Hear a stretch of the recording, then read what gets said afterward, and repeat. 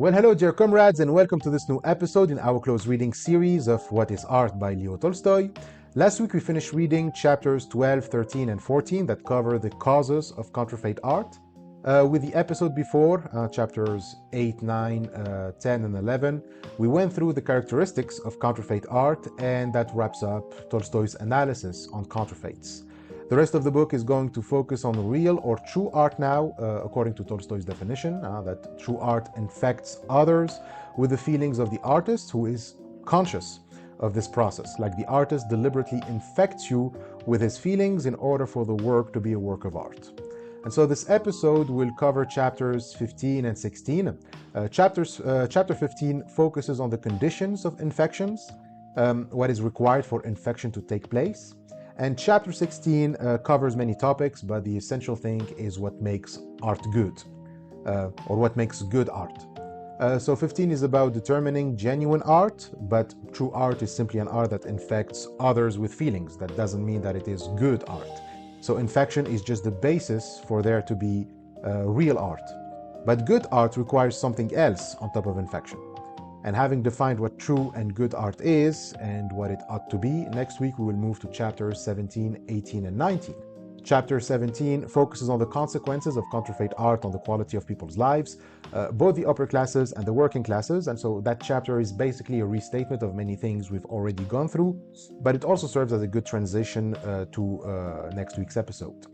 And then we will cover the highest form of true art, which is Christian art, covering chapter 18 and 19. Then the week after, we'll go through chapter 20, which is also the conclusion of the book, and that will be it. So let's jump right into it. So the chapter opens with a statement that we've already come across, and it is the one we ended our previous episode with. He says, art in our society has become perverted to such a degree that not only has bad art come to be considered good, but even the very notion of what art is has been lost.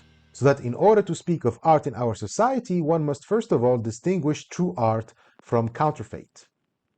So we've already covered the characteristics of counterfeit art. That's an art that is based on the notion of beauty, which in reality is a fancy term to mean pleasure. It only, delivers three base emotions: pride, sexual lust, and boredom. And its methods are borrowing, imitation, effectfulness, and diversion. Any art produced in this way is an art that is empty of feelings, and it is therefore not true art. We went through chapter 13 last week, which takes Wagner's Ring des Nibelungen as a case study of counterfeit art, and we also analyzed the reasons why audiences claim to like Wagner and praise him as the greatest artist ever. We identified those reasons in counterfeit's art ability to hypnotize the audience and atrophies their sense of aesthetic perception. So it perverts their taste, if you want. And now it's important that we figure out how to recognize true art. Well, obviously, the most essential feature to make the distinction between true art from counterfeit is the infectiousness of art. So let's go again through what Tolstoy means by infection here. He says, if a man, without any effort of his own, on his own part, and without any change in his situation, having read, heard, or seen a work by another man, experiences a state of mind which unites him with this man and with others who perceive the object of art in the same way as he does, then the object which calls up such a state is an object of art. So, if I am an artist, like I produce a painting, a piece of music, or novel, or whatever work, and I produce it because I want to express some feelings, and then I show that work to someone else, and that other person feels the same feelings that I felt and wanted to express through this work, then my painting, novel, or poem is a work of art. Also, it's very important to stress two features of this infection process. Now, these two features are necessary features of the process, meaning that if you have the infection that I just described, I have feelings, I express them through work, you receive the work and feel those feelings, that's the infection process. If you have that process, automatically you have these two other features.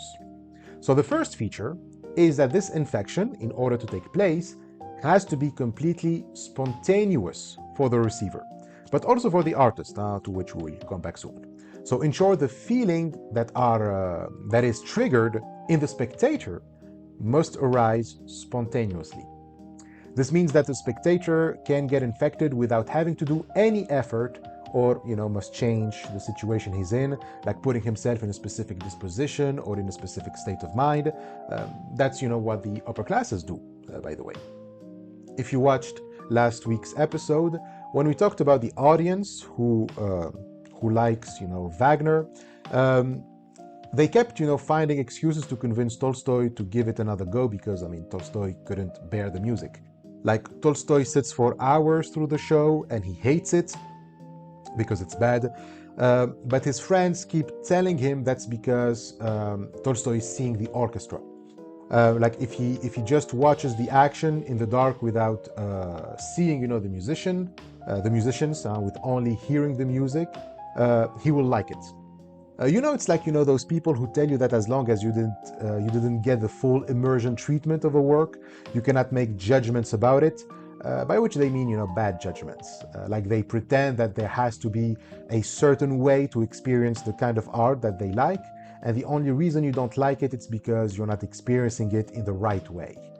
But, they don't bring that up if you like the art in any other way. It's only when you disliked it that they bring this, there is a way to experience true art. And so it's like those artists where you have, to take drugs in order to fully grasp the depth and meaning of their work. But as the saying goes, if you need drugs to appreciate fully someone's art, then it's certainly because their art is shitty. Like, you need to be in an altered state of consciousness to experience or appreciate great art, and that's probably bullshit, okay? If there is a precondition that needs to be met for me to get infected by art, then it's not art, okay? The infection must be spontaneous, meaning that it cannot require any medium to land. And this, of course, concerns these talks of altered situations, altered states of consciousness or transcendent states of being or whatever, but it also concerns efforts. If I need to make intellectual efforts to get infected, if infection requires that I do detective work to connect the dots, if it requires Easter eggs, foreshadowing, historical knowledge, symbols, all of that crap, it's not art, because the infection doesn't come on its own, okay, and therefore it's not spontaneous. And so that's for spontaneity. The second feature is this notion of unity. So being infected by someone else's feelings creates a bond between us. Infectiousness unites. So art doesn't just infect for the sake of infecting, it infects in order to unite. If I am infected by the artist's feelings, that creates a bond between us. We enter in some sort of communion, which includes me and the artist, but also everyone else who got infected with the artist's feelings by the same art. In other words, fans also unite. But of course, it's not really fans, since the relationship between a fan and his idol is kind of a toxic one. It's completely parasocial and based on unbalanced power dynamics. So Tolstoy isn't talking about fans, but it's just a way to illustrate his point. So these are the two features that always come with infectiousness: spontaneity of the process, and also the purpose of the process, which is unity. Of course, the broader the unity, the better the art, and so an art that unifies all of mankind is the best possible art. And so that is precisely what is missing from counterfeit art. Wagner's music thinks that you can trigger an artistic impression simply through technique, through borrowing, imitation, visual effects, and intellectual diversions. But no, that's not the point of art. As Tolstoy says, however poetic, realistic, effectful, or diverting an object is, it is not an object of art unless it calls up in a man that feeling utterly distinct from all other feelings of joy, of spiritual unity with another, the author, and with others, listeners or spectators, who perceive the same artistic work. So it's necessary for a work to be called a work of art to call up in the audience that feeling of spiritual union with others. So we get infected by the feelings that the artist feels and has the intention of conveying to us. It wouldn't work if you are infected without the artist's intention, or by feelings that he doesn't feel, since without having those feelings himself, he won't be able to translate them into the art. So we get infected by his feelings, and from that, there's another feeling that emerges, that of spiritual unity with others, which he also equates to joy, apparently. But you can make the objection that this sounds very religious, like Tolstoy is almost, talking like a mystic here. I'm supposed to feel what the artist feels and then get this feeling of joy because I'm spiritually united with others who also feel the same feeling? And we'll talk about that in the next paragraph, but this isn't something that we can verify, right? It's like an inner state, and it sounds pretty subjective. Like, do I need to feel that I'm in communion with my fellow man in order to say that this painting or that song is art? That sounds like an arbitrary way to define art. Like, there's a lot that Tolstoy, seems to be taken for granted here. This rests on quite the controversial presupposition that there is an innate ability to know what true art is, and that this ability can become numb if we just consume the kind of art that Tolstoy says doesn't have any feelings to convey. And this can create a tension with what he says about counterfeit art, that it needs you to be in a certain mood or disposition to enjoy it. And this is a sign of bad art or non-art. And you can agree with him when he condemns this as a decoy for bullshit. I mean, anyone can feel confident in their beliefs or theories if they postulate a certain state of mind in which you have to be in order to agree with their belief. All disagreements about their beliefs are diffused with, if you experienced what I experienced, you would understand. So requiring that someone be in a certain state in order to be convinced by an argument or a theory is pretty suspicious. But then Tolstoy argues that if the people who like Wagner, because their sense of artistic impression is numb, is underdeveloped or perverted, he says that if these audiences were in the kind of state in which the sense was functioning, they'll be able to see what he sees, meaning true art.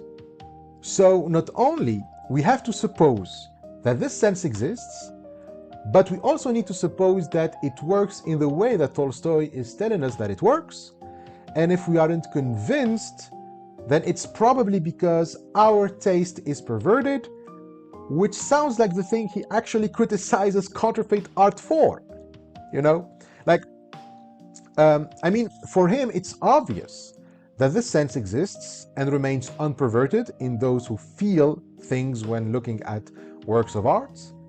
Feelings that we also need to suppose were also felt by the artist and were intended to be felt in the art, and that feeling of spiritual unity as well. So if you can't explain what is great about a work of art and must just resort to being in the right state of mind to understand it, that is considered bullshit by Tolstoy. But isn't that what he also does? Like, he cannot explain what is great about a work of art besides being able to get infected by feelings and in a very religious-like manner. Why would this account be more reliable than the counterfeit art account? Why isn't it arbitrary to define art by infectiousness, but arbitrary to define it by beauty? Isn't like he, criticizes? It's like he criticizes an inner criterion to judge art, but then he too uses an inner criterion to judge art as well, and just takes it for granted that this criterion justifies itself. Like, what are the signs that the work I have in front of me is true art? Well, it's an inner sign. I just feel something, and therefore it is a work of art. And so Tolstoy simply admits this, and that those who are unable to be infected must be atrophied. Like, for him, trying to explain this inner sign is like trying to explain colors to the blind, or that red and green aren't the same color to a Daltonian, as he says.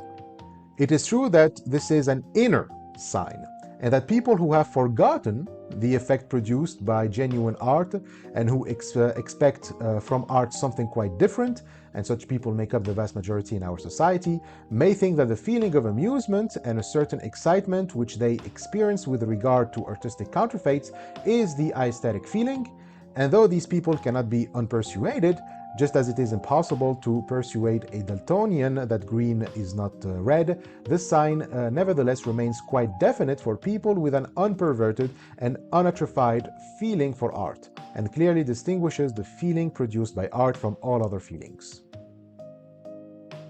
So yeah, sounds kind of a bit of a shaky argumentation. At first he says that if the work of art requires that you are in a certain state of mind to be appreciated, then it's not art. But then he says that true works of art require that you have this inner sense fully functioning, which kind of presupposes a certain state of mind. You have to be in the state of mind in which the sense kind of works in order to get infected by the work. But that being said, it's not really a weakness in his theory of art, because no one said that inner signs shouldn't be taken seriously when making a theory of art. As a matter of fact, if there is a domain in which inner signs have authority and legitimacy, well, it's aesthetic judgments. So we can argue that there are two proposed inner signs. One that is infectiousness, or the ability to get infected, and the other beauty and pleasure. So when comparing the two, it's obvious that the latter, beauty, pleasure, is more restrictive and more exclusive. Plus, when you factor in the ethical problems that it poses, the problems that we've already been through, the limits of that notion of beauty cannot be overlooked anymore. So whether you agree with Tolstoy or not, I don't think you can hold a view that reduces art to the feelings of mere amusement or excitement, to beauty or pleasure. So I think that everything that he says in his critique of counterfeit holds. And so if we have to choose a view on art, and since all views are going to be based on inner signs, Tolstoy's view is clearly better, and so we will keep it from now. Art is about infectiousness, with feelings felt by the artist who has the intent to infect others with that feeling, and this results in the feeling of joy or spiritual unity. So let's now talk about this spiritual unity. What does Tolstoy mean by this? The feeling of unity isn't a feeling that the artist intended, but a result of the infection. And this result depends on how strong the infection is, apparently. So let's read the full passage. So he says, the chief peculiarity of this feeling is that the perceiver merges with the artist to such a degree that it seems to him that the perceived object has been made not by someone else, but by himself, and that everything expressed by the object is exactly what he has long been wanting to express. The effect of the true work of art is to abolish in the consciousness of the perceiver the distinction between himself and the artist, and not only between himself and the artist, but also between himself and all who perceive the same work of art. It is this liberation of the person from his isolation from others, from his loneliness, this merging of the person with others, that constitutes the chief attractive force and property of art. If a man experiences this feeling, if he becomes infected with the other's state of mind, if he feels his merging with others, then the object that calls up the state is art. If there is no such infection, no merging with the author and with those perceiving the work, there is no art. But infectiousness is not merely an indisputable sign of art. The degree of infectiousness is also the only measure of artistic worth. The stronger the infection, the better the art is as art, regardless of its content, that is, independently of the worth of the feelings it conveys. Okay, so we need to pause here because there are many things in this passage. So let's go back to the first paragraph and break it down. So let's suppose that I produced a painting to express sadness. That's what I'm feeling, and I want to materialize that feeling in a drawing or a painting. Then I show you and others that work, and as you watch it, you start to feel sad. You get infected with my sadness. So this is the first level of art. Okay, we have this base infection.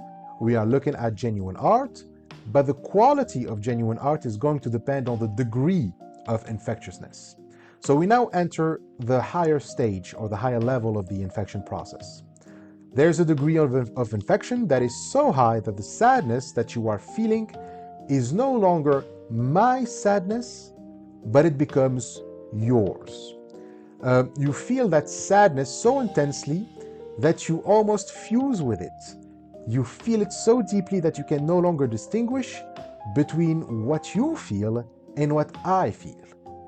And this instant where my feelings become genuinely yours, where the painting is no longer about me, about my feelings, but about you, it is the moment in which you and I merge. And you also merge with those who also merge with me. All the other perceivers of my paintings and receivers of my sadness, they merge with you. So that's definitely something like a word soul going on here. Where we realize that we are all part of the same consciousness, and so we all merge together. All of mankind unites by merging. And this is viewed as a liberation because we are taken out of isolation and of loneliness. So it's like a form of ego death where the self and individuality dissolves and we merge in some sort of common consciousness. Though I think this is all metaphorical. Tolstoy isn't making an ontological statement like we actually merge with one another, but we feel like merging. The spiritual unity is an experience that we feel rather than something we metaphysically become. So it's more of a feeling than an ontological state of being. And the stronger the infection, the stronger that merging feeling, and therefore the stronger the feeling of unity with others. So these are the two levels of genuine art. First, there is infectiousness, and then second, the degree of infectiousness, which determines how much joy or spirituality or spiritual united, with others we feel. How strong is the feeling of merging. And so this is independent of the content of the art, meaning of the worth of the feelings conveyed. Like there is nothing that can consider some feelings more legit than others in the process of infection and in the degree of the process. All feelings can lead to joy. It's not like, there are feelings that you cannot express through art. No one can tell you you are not an artist because you are expressing abject, obscene, or terrifying feelings, for example. The only thing that matters is whether the artist infected you with feelings and how strong the infection was in relation to the feeling of joy, of spiritual unity. But this is just to determine if there is a genuine work of art at play here, and about its quality based on its ability to infect. To what extent is the process of infection becoming a process of merging? So the content of art, whether the feelings conveyed are good or bad, will be discussed in the next chapter. So we are going to stop at level 1 and 2 in this chapter and ask, how does infection occur? There are 3 conditions that make genuine art, meaning 3 conditions required for the infection process to take place, or just for art to become more or less infectious, which is another way of saying that art, for art to actually becoming art. So he says, first, the greater or lesser particularity of the feeling conveyed, the greater or lesser clarity with which the feeling is conveyed, and 3, the artist's sincerity, that is, the greater or lesser force with which the artist himself experiences the feelings he conveys. So, infection occurs simply when there are unique feelings conveyed, which need to be clear, they need to be clear enough to be conveyed, and that these feelings, they must arise from sincerity. So, the first condition needs to be explained. It's not just that you infect others with feelings, but that the feelings, they must be new. Okay, artists introduce new feelings. They don't reproduce the feelings of others because they'll be, doing counterfeit art. Of course, an artist can be moved by a sight or by someone's story and try to turn the feelings they felt as they, listened to the story into a work of art. And that would still work because the feeling that you feel while listening to someone else's story, well, it is still yours. And that would make it a new feeling. You're not replicating someone else's feelings, like let's suppose a few cases, okay? Suppose that I, as an artist, sat down with a woman and she told me a story that moved me, like it made me feel sad, for example. I then proceeded to make a work that expresses that sadness. And this isn't replicating the woman's feeling, but it's actually mine. It's my sadness, which I felt when she was telling the story. And so the sadness was completely mine. It's not, an infection because her story wasn't art, because she didn't tell the story with the intent to infect me with sadness. Me feeling sadness was accidental. It's like, the Buddha who goes out of his palace and sees misery. There was nothing that deliberately tried to infect him with those feelings of sadness, of agony, and compassion. He just saw people starving, dying, and, being sick. If, however, that woman told her story with that intention, with the intention of infecting me with sadness, her story would be art. And in that case, trying to make an art to infect others with the sadness that I felt would be reproducing that same sadness. It would be imitating the woman's story. Whether people listen to her or to my work will be affected with the same feeling, but then one would be the original feeling while the other would be a counterfeit. So just use the woman's story then. So a feeling that is never replicable is unique, and so that is why it's particular. Here, particularity means uniqueness. But then you can say, sadness isn't a new feeling since everyone knows it. Let's then suppose another case. Remember the case of the child that we've seen in chapter 5. A young boy tells you the story of his encounter with a wolf alone in the woods, and the feeling conveyed is fear. And we suppose that the boy had the intention to infect you with fear. Now, yeah, we all know fear, and so this won't be a new feeling. But there are infinite feelings of fear. The feeling that the boy felt, that fear, is particular because I may have known fear, but the fear of being a lost young child, a lost young boy, alone in a forest and facing a wolf is a new feeling. Like I never experienced that kind of fear before. So that is the first condition of particularity. The second condition is clarity, meaning that the feeling must hit you without effort or any prerequisites. And the third condition is sincerity. The artist must convey his or her own feelings and not try to reproduce the feelings of others. So all these conditions are interconnected. And most importantly, each of these conditions, each one of these has degrees. Not all feelings are purely new, purely clear, purely sincere, but the higher their degree, the better the art, in this kind of neutral way.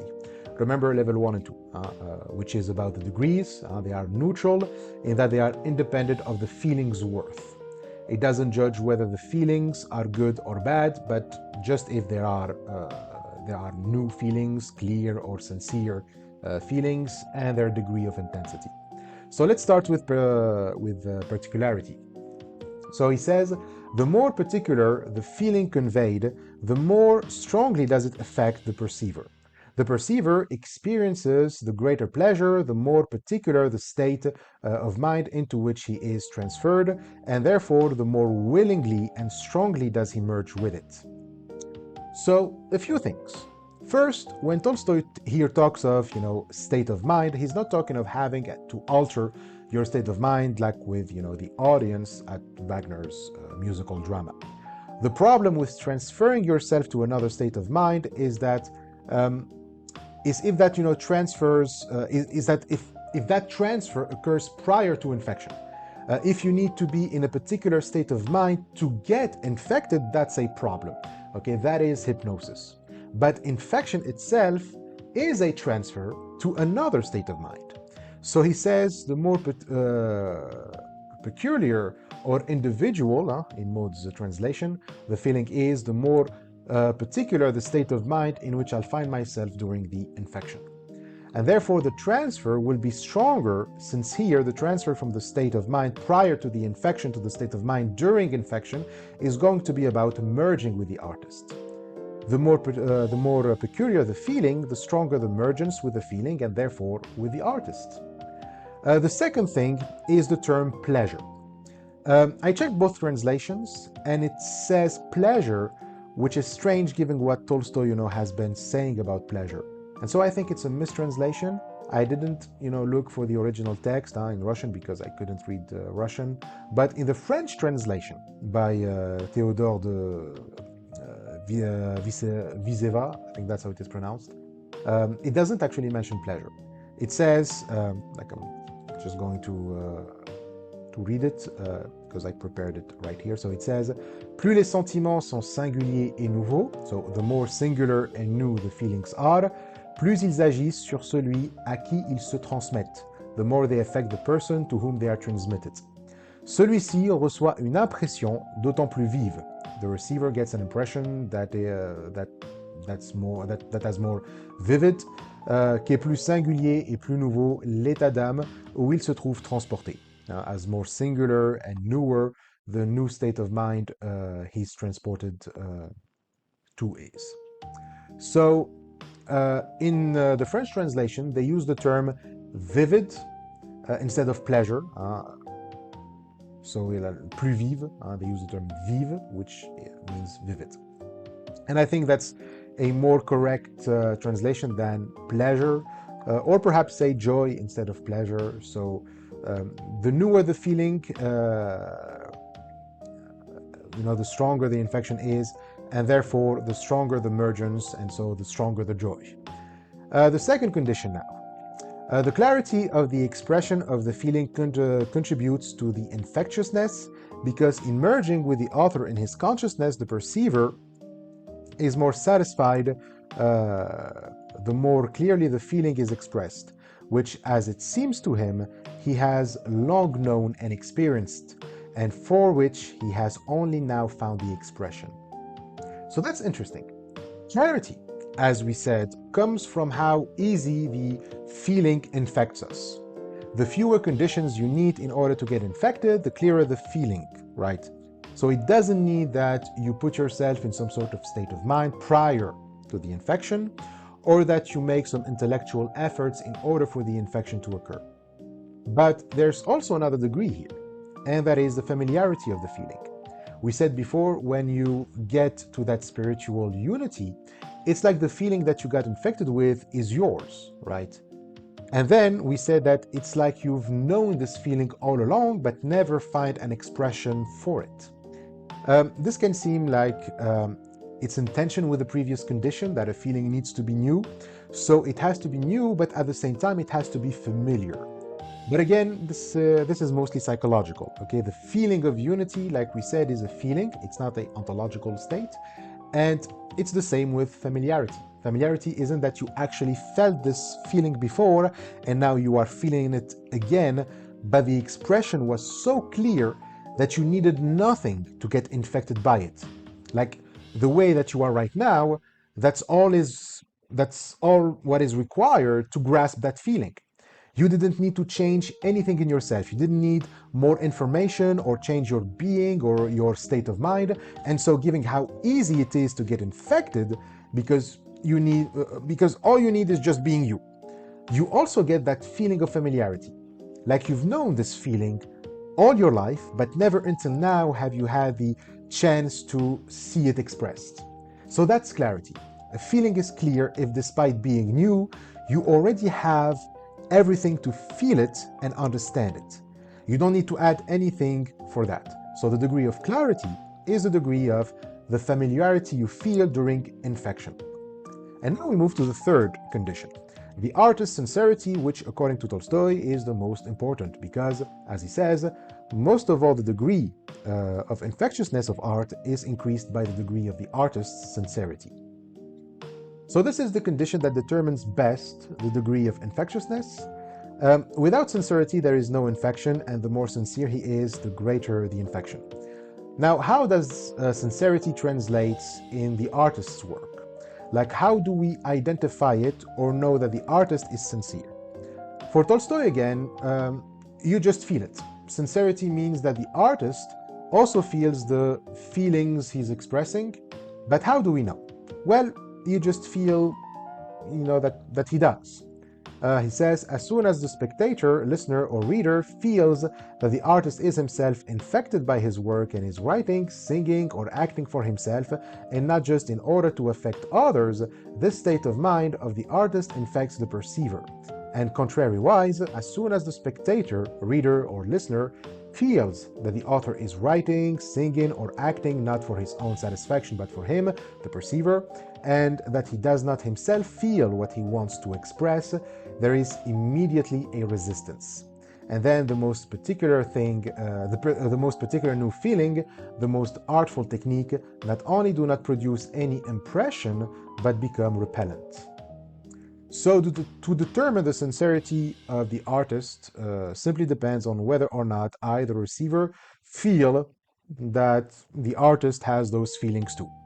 All right, so the degree of sincerity depends on me feeling how sincere the artist is. So Tolstoy seems to take it for granted again. If the artist is sincere, then I cannot fail to feel his sincerity unless I'm from the upper classes and my taste is perverted, and so I'm not reliable. And so the more sincere the artist is, the greater the infection, because since he's sincere, and I know that he's sincere because I just feel it, so I'm going to trust him and not resist the feeling, whereas if he isn't sincere, he's not, feeling the feelings that he's conveying in his art, then I will resist the infection. So obviously, this rests on highly vulnerable grounds. Tolstoy rests on majority opinion here. He trusts that the majority will always know what, when art, the art, being presented to them is sincere or not, given that their taste or sense for aesthetic impression isn't atrophied like those of the upper classes. But yeah, this is very vulnerable. It rests on the presupposition that an artist who is sincere in his art, and yet the majority, the masses, still fail to feel his sincerity is just impossible. Or if the masses feel that he is sincere when in reality he wasn't, is also impossible, or at least it's possible, but that's only a matter of time before the masses realize that he was deceiving them. I don't know about that. If the masses should decide on whether an artist is sincere in presenting their art, or even if sincerity of the artist should play a role in determining art or its worth. But Tolstoy says yes. And I think we have to agree with him if we are on board with everything he said so far, and will always be on shaky grounds anyways in the domain of aesthetics. So that's how it is. In order for a work of art to be an actual work of art, it needs to convey feelings that are first new or particular, clear and so familiar, and 3, sincere. But the 2 other conditions actually derive from this third one, okay, from the sincerity. If the artist isn't sincere, then the feelings aren't new and they are not clear either.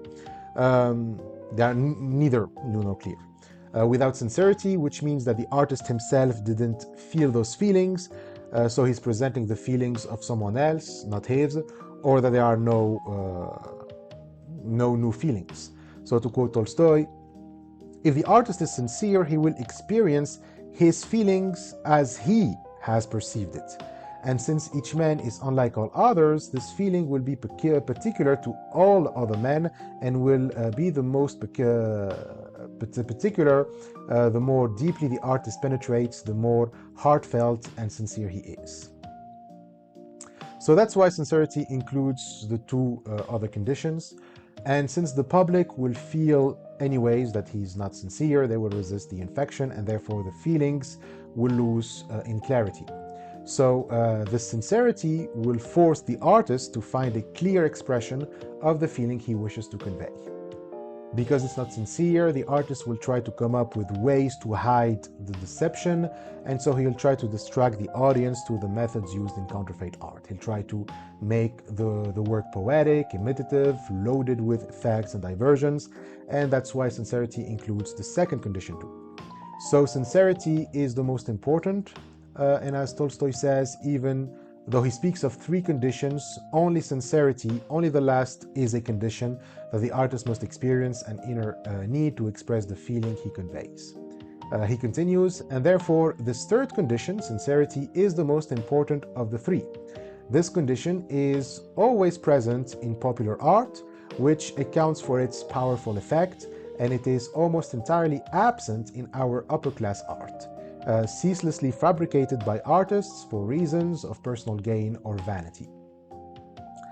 All right, then, these are the three conditions that distinguish art from artistic counterfeits, and at the same time determines the worth of any work of art regardless of its content. If one of those conditions are absent, there's no art.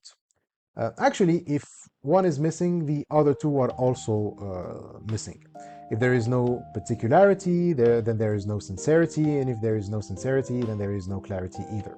If there is no clarity, then the artist is trying too much, and the only reason he tries too much is because he's either afraid of conveying his own feelings or he doesn't have any. So no sincerity and therefore no particularity.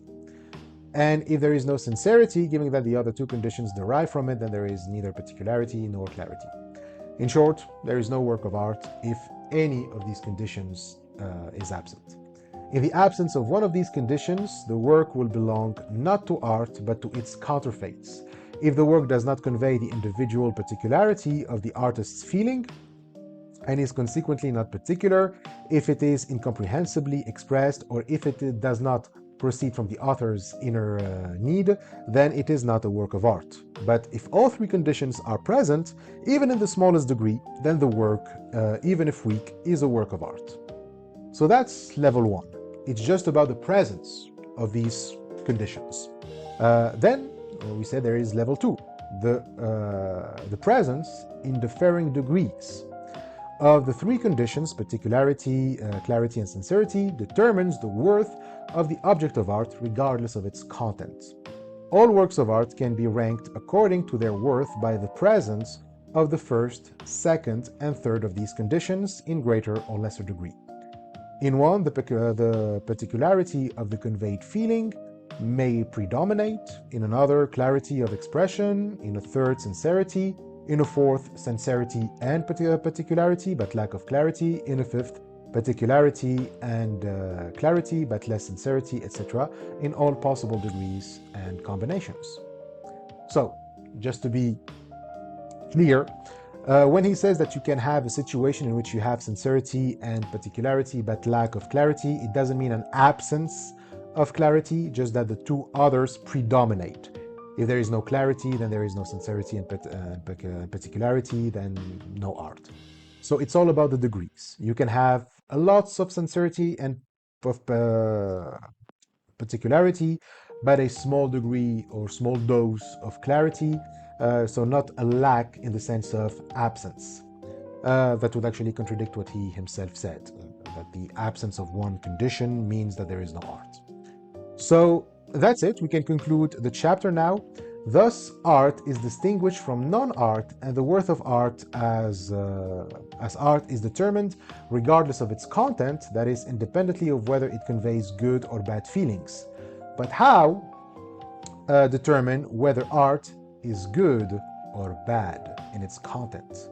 So now we move to the 16th chapter, which is going to be about level 3. The content of art. All right, so chapter 16. We recognize that what makes, certain productions of work of art, they infect us with feelings, and now we have to consider the quality of those feelings. Now it's about what makes a work of art, good. We ask how to determine whether art is good or bad in its content. So not all works of art are equal in terms of their worth. Sure, they are all genuine works of art, but some are better than others, and we need to know how to determine which works are good and which are bad, and which are better or worse than others.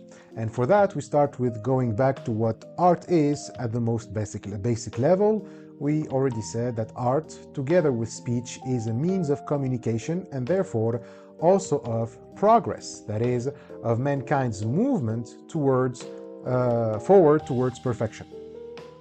So the point of communication isn't just to transfer information, an idea or feeling. There is a deeper purpose to that. Communication makes us capable of uniting, working together, bonding in order to progress, to make life easier, to alleviate pain, etc. So this, of course, isn't confined to the present. It's not people now communicating. It's also communicating across time.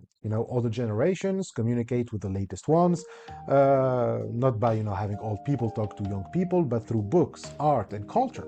The ancient Greeks, Egyptians, Chinese, etc., have preserved their knowledge and have, been passing it down the generations until modern day, so that we expand and build upon it, refute what is to refute, preserve what is to preserve, etc. So in short, we evolve through communication. And we said that human communication rests on two things: ideas and feelings. Through speech, we communicate ideas, and through art, feelings. So through speech, we, our generation, can know all that preceding generations knew, and that the best of our generation's most advanced contemporaries know through experience and reflection. And through art, we get to experience all the feelings that people experienced before them, before us, and that the best of the most advanced people experience now. So we communicate with each other now, but also with the past and the future. So we communicate with the past when we know what people of the past knew or felt, what they felt through transmission, and communicate with each other now through experience and reflection for ideas and art for feelings, and with the future by transmitting to the future what we know and what we feel in our present. But while it may be obvious how knowledge contributes to progress, like we know that knowledge evolves, that is the forcing out and supplanting of mistakes and unnecessary knowledge by truer and more necessary knowledge. So we correct and expand on what we receive from the past and test our present knowledge. But when it comes to feelings, it may become harder to know what counts as evolution here, or at least, as progress. Is there even an evolution of feelings, just like there is an evolution or, progress of knowledge?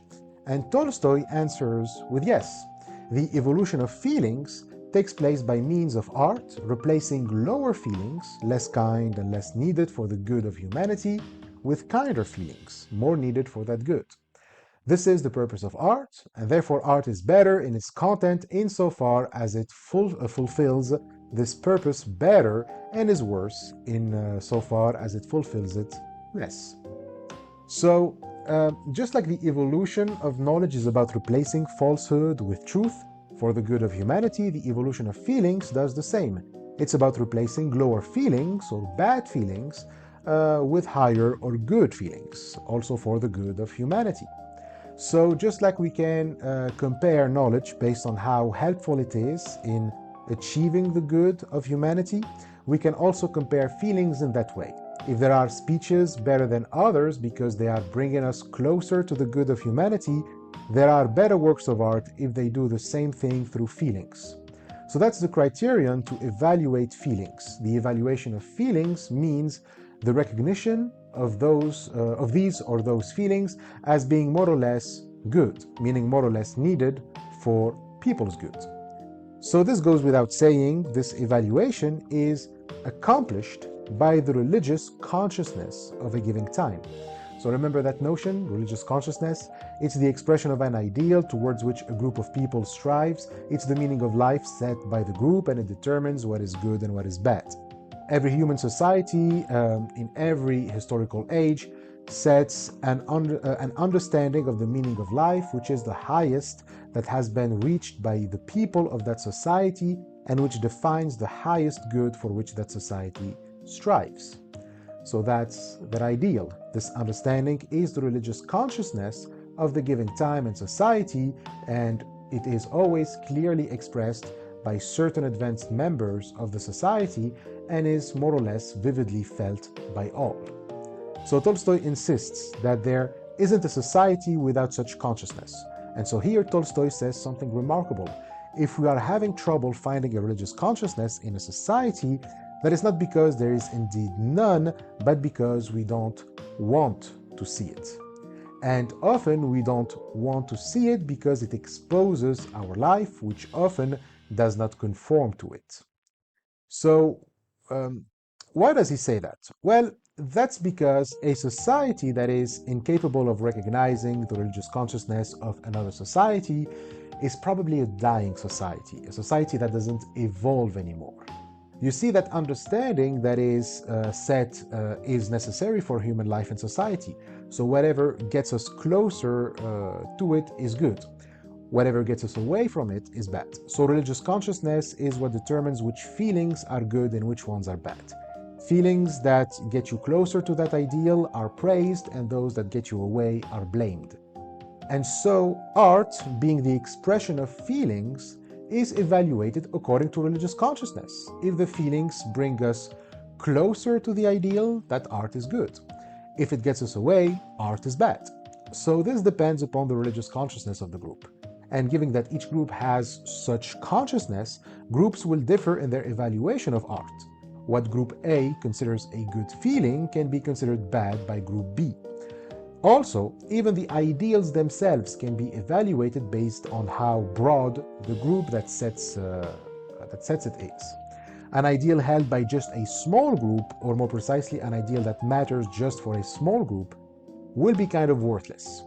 But ideals set by an entire nation or civilization are greater since they include more people in them, and therefore their unity is bigger, and so human progress will be greater. And therefore, the best kind of ideal would be an ideal that aims at the unity of all of mankind. And so the best works of art would be works that infect us with the feelings that contribute to the unity of all mankind. And these would be the good feelings. That's Tolstoy's main idea about art. Every society and at every period of history had a religious consciousness which is captured in their art. And the evolution of feeling is based on the evolution of the religious consciousness of societies. However, if a society cannot see the religious consciousness of another society, usually you know how European countries look at indigenous nations as backward and savage, their reaction is to exclude these other societies from mankind. And therefore, instead of seeing in this encounter a reason to question their understanding and contemplate its evolution, it closes on itself. Yes, different nations are going to be a challenge, to your ideal. They are not going to conform to your ideal. And so, when that happens, the right move would be to think of a greater ideal, one that is, more inclusive and unites all of mankind. Tolstoy compares religious consciousness to a river. It must flow. If the water stagnates, the river dies. So water needs to keep flowing. And he says if a river flows, there is a direction in which it flows. So the same applies to societies. A living society is a society that is, like a river flowing. It has a direction, a purpose towards which all individual actions are oriented. That direction is the unity of people as the expression of its religious consciousness. So religious consciousness indicates the direction in which all the people of this society more or less consciously strive. But this consciousness only works when it recognizes that all societies have a religious consciousness. Otherwise, the only way for that society to remain alive, to keep the river flow, is by cutting itself from the rest of humanity. So its ideal is going to be quite narrow, and if giving the occasion and the power, it will also use the rest of mankind as a means to satisfy its own ideal. Suppose that the religious consciousness of a nation goes through two periods. In period T, it sets a certain ideal, and they produce art that corresponds to that ideal in order to keep the people attached to it. It's precisely that understanding that motivates us to form bonds, right? Then, in period T prime, it revises that ideal by making it more inclusive. Perhaps there is a growing migrant population. Perhaps some groups that were marginalized in period T are now more visible. Perhaps it got fed up with internal and external conflict with other nations. So it broadens its ideal to include more people in it. and as such, the kind of feeling that it was praising will be replaced by other feelings more aligned with this new version of the ideal, etc., or maybe this new ideal altogether. But that move towards inclusion rests on the assumption that the other groups or societies also have such ideals. Like everyone strives towards an understanding of the meaning of life, and it's simply because I know others don't share the meaning of life that I share with my group, that these understandings must evolve by learning from one another. A person who refuses to be touched or moved by Greek art or Chinese art denies that such nations have a religious consciousness, and therefore there is no point in uniting with them. And so that person's society stops progressing and is likely to die. Its river stops flowing. Yet, just like there cannot be progress in knowledge without admitting that other civilizations and societies have knowledge, there cannot be progress in feelings without admitting that others have feelings too, and therefore a religious consciousness. And given that religious consciousness is the condition for mutual understanding, cognitively and emotionally, there is no such thing as someone who cannot get infected by Chinese, Greek, Persian, or African art. Everyone can experience, what each nation has experienced, and therefore that unity that we seek first within our group and then within our nation, but by following, its flow, we naturally get to a unity of all of mankind. But as we said, the feelings that are promoted by the best forms of art are those selected according to religious consciousness of a specific time and place, right? The feelings, as he says, conveyed by art have always been evaluated in correspondence with this religious consciousness. So each civilization selects feelings from the whole range of possible feelings that a person can experience and deems them good based on whether they get them, closer or, not to unity. And therefore, the evaluation of art is based on the feelings it conveys and thus its content. Art that promotes the feelings selected by religious consciousness is good, while art that promotes feelings ignored by religious consciousness is bad or neutral if that feeling doesn't contradict the ideal. And Tolstoy insists that there are no other ways to make this selection. Only, he says, on the basis of this religious consciousness of its time has it ever been possible to single out from the whole boundlessly diverse sphere of art the art which conveyed those feelings which realized in life the religious consciousness of the given time. Such art has always been highly appreciated and encouraged, but art that conveyed feelings coming from the religious consciousness of a previous time, backward, outlived art, has always been condemned and despised. The rest of art, conveying the great variety of feelings by means of which people communicate among themselves, were not condemned, but was allowed, as long as it did not convey any feelings contrary to religious consciousness. So examples include Greek art. The unity of the Greeks was based on certain values such as strength, courage, beauty, and so art that conveys the feelings that correspond to those values, the feelings of beauty, of strength, and manliness, as found in the poems and epics of Hesiod, Homer, or the sculptures of Phidias. Phidias was a Greek sculptor of ancient Greece during the 5th century. He's known for his statues of Athena Parthenos, and a statue of Zeus, now lost, but were extremely famous during the peak of Athens. So in Tolstoy's words, that art was singled out, approved, and encouraged, while art that conveyed feelings of coarse sensuality, dejection, and effeminacy was condemned and despised. Similarly, the Jews singled out and encouraged art that conveyed the feelings of devotion and obedience to the God of the Jews and his covenant. Some parts of the Bible, the book of Genesis, the prophets, the Psalms, and condemned and despised art that conveyed feelings of idolatry, the golden calf, for example. As for the rest of art that fits in neither category, that art that glorifies, neither devotion and obedience to Yahweh nor idolatry, so stories, songs, dances, decorations of houses, utensils, clothing, which was not contrary to religious consciousness, was neither noticed nor discussed. So that's the standard. Art's content was always and everywhere evaluated that way. And Tolstoy adds, This is how it ought to be evaluated, because such an attitude towards art comes from the properties of human nature, and these properties do not change. So he's talking about religious consciousness. That's the main property of human nature and the property that can never change. Religious consciousness is the sole criterion that allows us to evaluate the content of art. Now, Tolstoy expects some skepticism, especially when he's appealing to religion. He expects, the classical objection, the opinion widely spread in our time that religion is a superstition which mankind has outlived. And sure, Tolstoy doesn't make a distinction between religion and religious consciousness. He's one of those guys who takes, religion in a very broad sense, to the point where anyone who does anything is religious. The kind of Petersonian move, oh, you are not trying to murder people, then you must be religious. Oh, you have a preference, well, you are religious.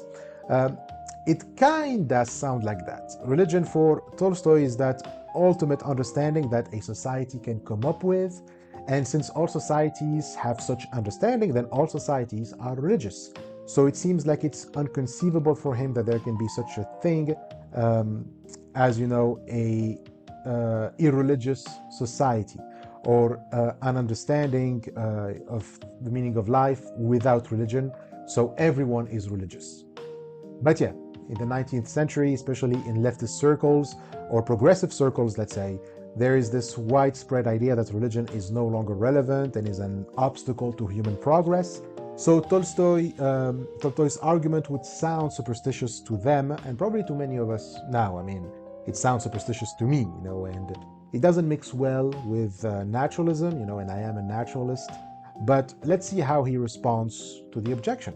Now, the objection isn't just that religion is no longer a thing, but also that in our time there exists no religious consciousness common to all people, according to which art could be evaluated.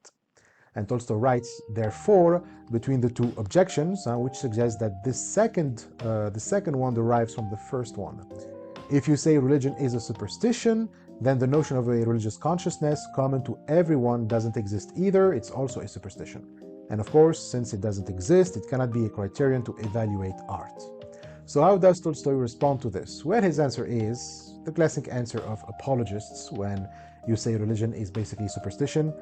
They'll say that you don't understand our religion, and that's because of the kind of life that you all live in.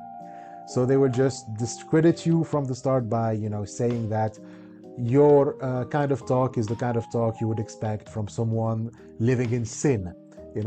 Of course, a depraved person would say that. You are just angry and childish. And I mean, we can say that Tolstoy is here, talking about the upper classes of Europe and of Russia. We've already seen and know that they are assholes, and they only care about their prestige, social status, and pleasure. So we can say that this is a response to just those upper classes and not something that we can generalize. Plus, I cannot really shake the feeling that he's just saying to the people he's targeting the same thing he would that they would say, concerning Wagner. I mean, you can agree with his criticism, but then when he has to put forth his thesis, despite its undeniable advantages, it feels like it still suffers the same shortcomings as the theory of art as beauty. But anyways, here's what he says specifically. After making the classical move of that's what someone from the upper classes would say, he then says that people who reject his notion of religious consciousness are actually misunderstanding the notion. They confuse it with religious cult. People who do not recognize Christianity, he says, in its true sense, who therefore invent various sorts of philosophical and aesthetic theories for themselves, which conceal for them the meaninglessness and depravity of their lives, cannot think otherwise. These people intentionally and sometimes unintentionally confuse the concept of religious cult with the concept of religious consciousness and think that by rejecting cult, they are thereby rejecting religious consciousness.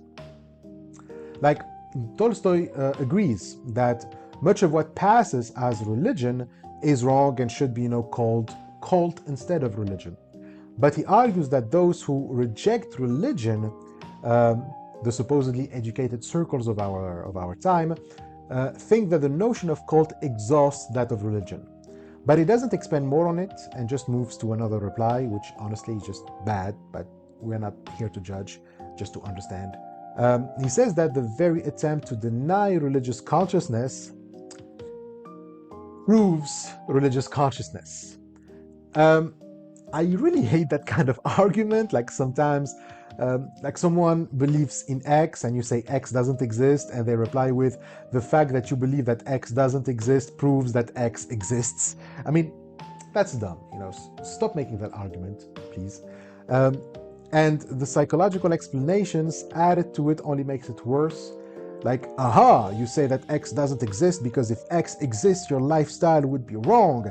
You don't believe in it because it exposes your sinful ways. Just stop. Stop with that kind of argument. But that's really what Tolstoy says.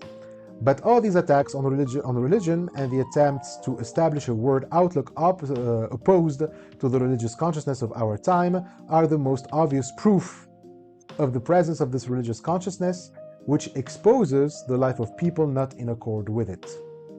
So, nothing serious here, but he does, develop his response. He actually makes an argument for why the educated people of our time make self-defeating claims. The response starts with a premise, which is this. He says, if there does occur progress, that is, a movement forward in mankind, then there must inevitably exist an indicator of the direction of this progress. So from the start, this premise is very controversial, but fine. If there's progress, it means there is a direction of progress. And if there is a direction, then if something moves forward, there has to be an indicator, like something points to where the movement should be headed. And all right, let's grant this. There wouldn't be progress without the awareness of progress. So it's not just moving randomly, but moving progressively, as in to move from one state towards a better one. Even if I objectively get to a better place, the fact that I didn't get there consciously means that I got there by either luck or just mechanically, without awareness of that movement. And so I wouldn't be able to distinguish the qualitative property between the two states. I won't be able to say that this state is good and the previous one is bad. But being conscious of that progress, that I know that I'm going towards a better state, means that there is something that indicates to me that the better state is the destination. In other words, I need to know where to go, and that is the ideal. And so what allows me to know what is the ideal, so what sets, the ideal for me, this indicator has always been religion. All of history shows that the progress of mankind cannot be accomplished otherwise than with the guidance of religion. All right, so this is the argument. If there is progress, there is an indicator for progress. There is progress, therefore there is an indicator of progress. Religion or religious consciousness is the indication of or indicator of progress, and therefore religion as religious consciousness exists. So Tolstoy's argument to the so-called educated people of our time is that if they recognize progress, but at the same time say that there is no religious consciousness, they cannot hold that there is progress. As he says, and if the progress of mankind cannot be accomplished without the guidance of religion, and progress is always being accomplished, which means that it is also being accomplished in our time, then there must be a religion in our time.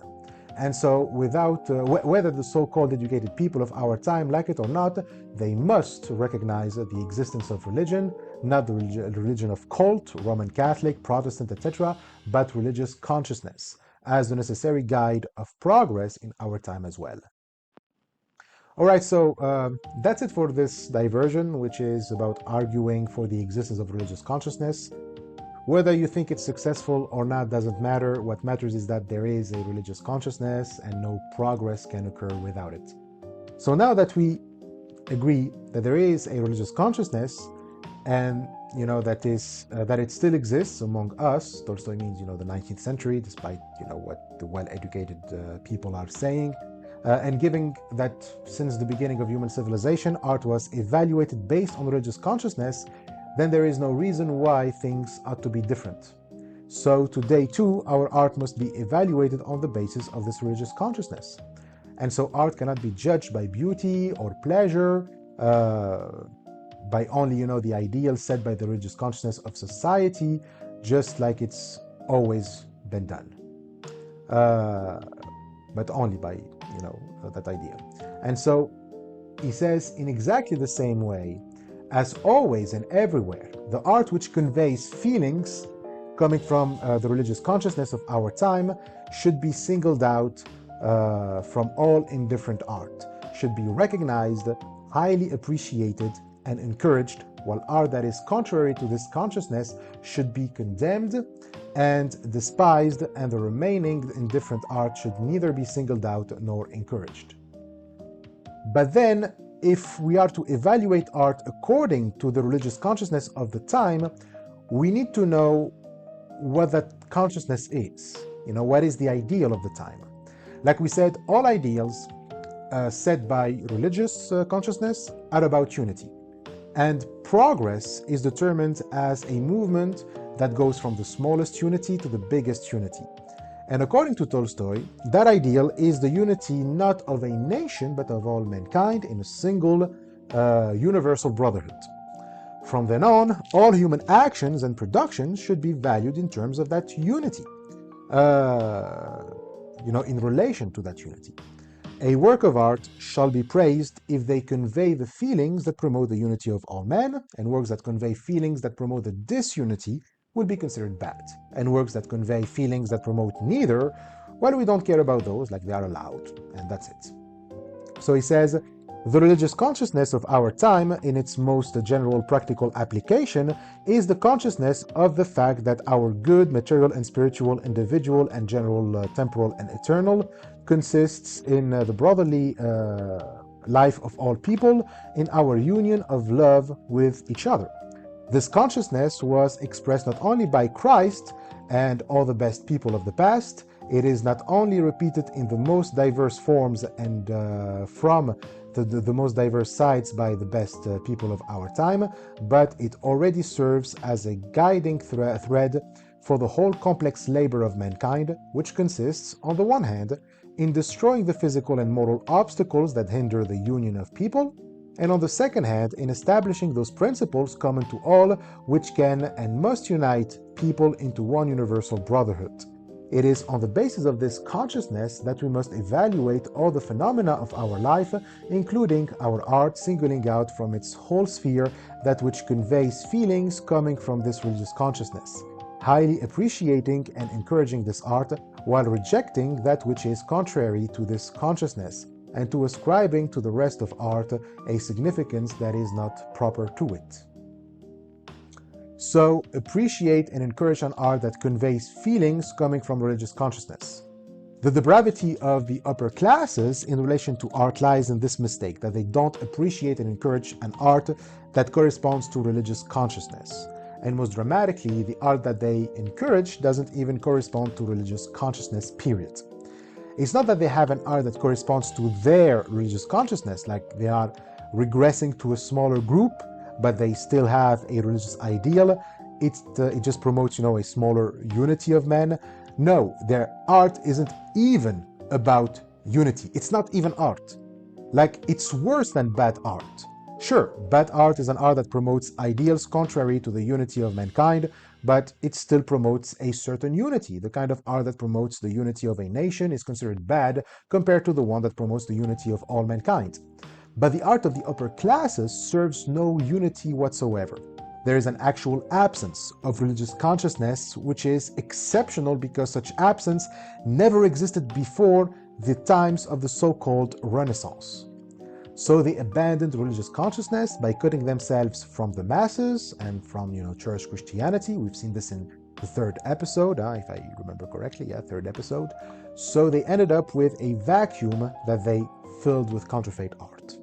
Hence, their chief mistake is a mistake which we still perpetuate even today in the 21st century.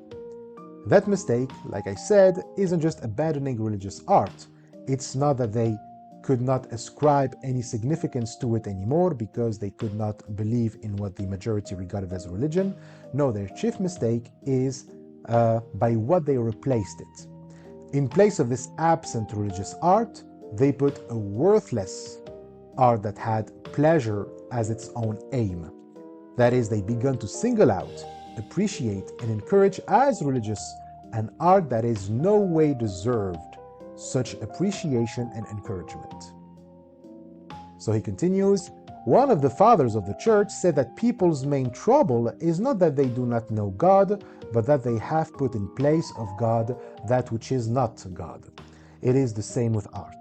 The main trouble of the upper class people of our time is not that they have no religious art, but that in place of lofty religious art, singled out from everything else as especially important and valuable, they have singled out the most worthless and generally the most harmful art, which aims at giving pleasure to some and which by that exclusiveness alone is already contrary to the Christian principle of universal union, which constitutes the religious consciousness of our time. In place of religious art, an empty and often depraved art has been set up, and this conceals from people the need for that true religious art which should be present in life in order for it to be improved. So, an area in which there is an absence of religious consciousness that's unprecedented in the history of humanity. But that's just confined to the upper classes only. The masses continue to have religious consciousness. The problem was that the upper classes are suppressing the religious consciousness of the masses by exploiting them and preventing them to develop further popular art and using their labor for the production of counterfeit art. But as we said, the consciousness of the masses, the one being suppressed, the religious consciousness of the time, is the Christian principle of the unity of mankind. Though if you remember, Tolstoy also said in chapter 6 that the religious consciousness of the masses was that of church Christianity. But back then in chapter 6, he was referring to the late Middle Ages, and from there to all the way down to modern day, to Tolstoy's time. But since church Christianity eventually lost its influence even on the masses over the centuries, the masses too walked away from church Christianity. But unlike the upper classes who didn't embrace true Christianity, the masses' religious consciousness went back to the principles of true Christianity. And that's why, according to Tolstoy, I suppose, the religious consciousness of the time is the understanding of life's meaning as understood by true Christianity and the early Christians, Jesus, etc. But the upper classes don't want the Christian ideals of universal brotherhood of men, so instead of producing an art that brings us closer to universal unity and universal brotherhood, resources are wasted on an art that only serves the pleasure and base emotions and, therefore contribute to further division. But what is interesting about the Christian principle is that it is in a way similar to the absence of religious consciousness to the upper classes. Like, both share this trait of being unprecedented. So, despite Tolstoy arguing that art should be evaluated by religious consciousness, like it has always been, he also contends that there is something new with the art of the religious consciousness of the time, that is, the art which satisfies the demands of the religious consciousness of our time is totally unlike former art. So what is this fundamental difference that never occurred before, and that for a man who does not deliberately conceal the truth for himself, this difference is quite clear and definite, what constitutes the religious art of our time? Well, it's just that no civilization or nation before Christianity dared to postulate a universal unity. And that meant that the values and feelings that they praised weren't compatible with universal unity. As Tolstoy writes, in former times, when the loftiest religious consciousness united only one part of human society among others, even though a very large part, Jews, Athenians, Roman citizens, the feelings conveyed by the art of those times came from a desire for the power, grandeur, glory and prosperity of those societies, and the heroes of art could be people who contributed to that prosperity by their strength, perfidy, cunning, cruelty. Odysseus, Jacob, David, Samson, Hercules, and almighty men.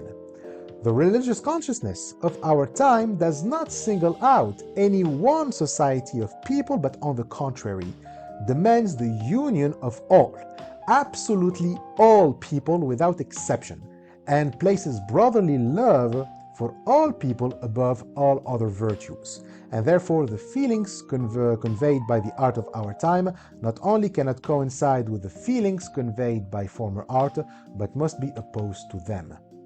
So we're talking about an unprecedented paradigm shift of biblical scale in religious consciousness.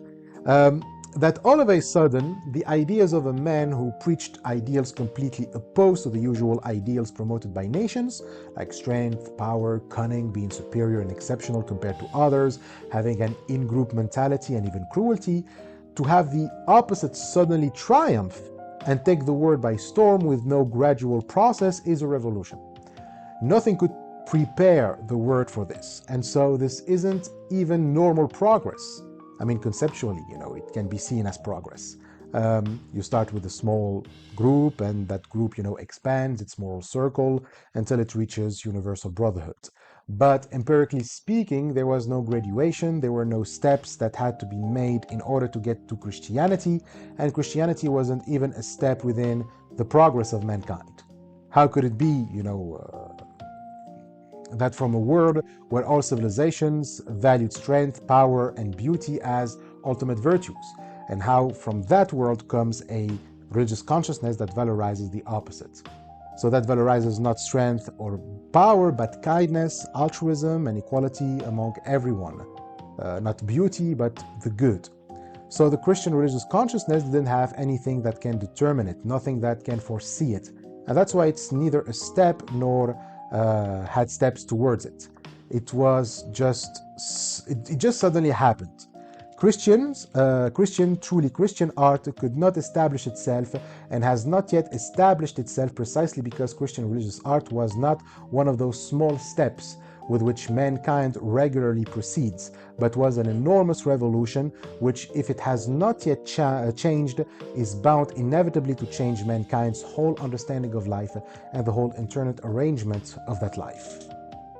So Tolstoy compares it to a turning point. The life of an individual man, he writes, proceeds regularly. It proceeds through steps that can be predicted. However, amidst this regular movement, there occur turning points, as it were, which sharply divide the life before from the life after. So the life of mankind moves also like that. It has a regular proceeding, it progresses through steps, well-known steps that are with each, each one, foreshadows the next one. But just like in the life of a man, the life of mankind too has turning points, epistemic, or in this case, moral breaks in its religious consciousness, which, identify a pre-break life and a post-break life. So that's what Christianity was according to Tolstoy. It was such a turning point for mankind, or so at least it should seem to us who live by Christian consciousness. The way Christians ought to live finds no similarity in all preceding nations. I mean, of course, there are many great teachers of mankind before Christ that preached similar teachings. However, by looking at their art, Buddhists, Hinduists, ancient Greeks, Hindus, ancient Greeks, Chinese, Jews, Egyptians, you can see that their religious consciousness still valorized ideals of strength and power. And when they weren't,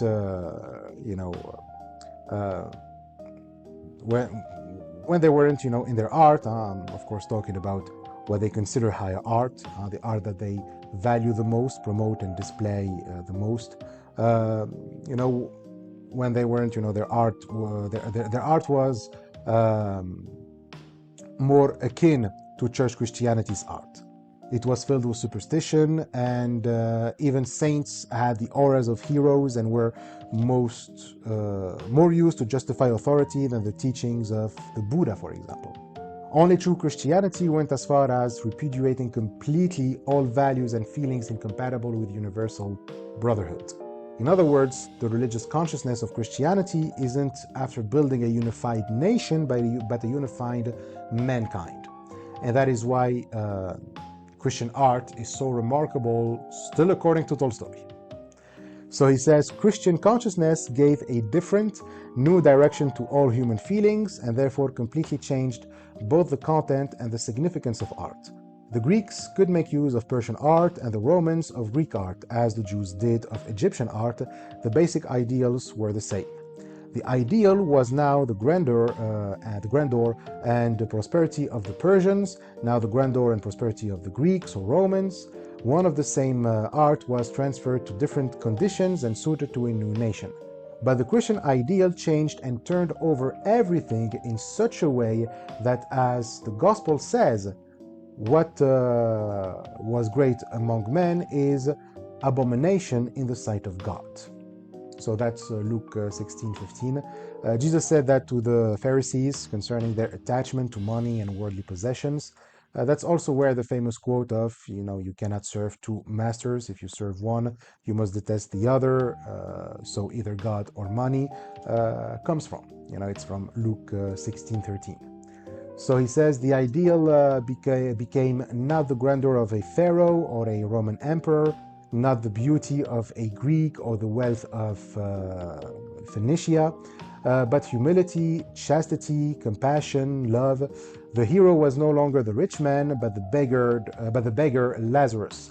Mary of Egypt, not the time of her beauty, but of her repentance. Not the acquirers of wealth, but those who gave it away. Not those who lived in palaces, but those who lived in catacombs and hovels. Not people ruling over others, but people who recognize no other power than God's. So just to clarify a few things, the Lazarus story is also in Luke 16:19 to 31, but don't confuse this with Lazarus, the one who Jesus resurrected. That's Lazarus of Bethany, and it's found in John 11. So this Lazarus, the beggar, after he died, he was with Abraham in the afterlife, but when he was alive, there was a rich man that mistreated him.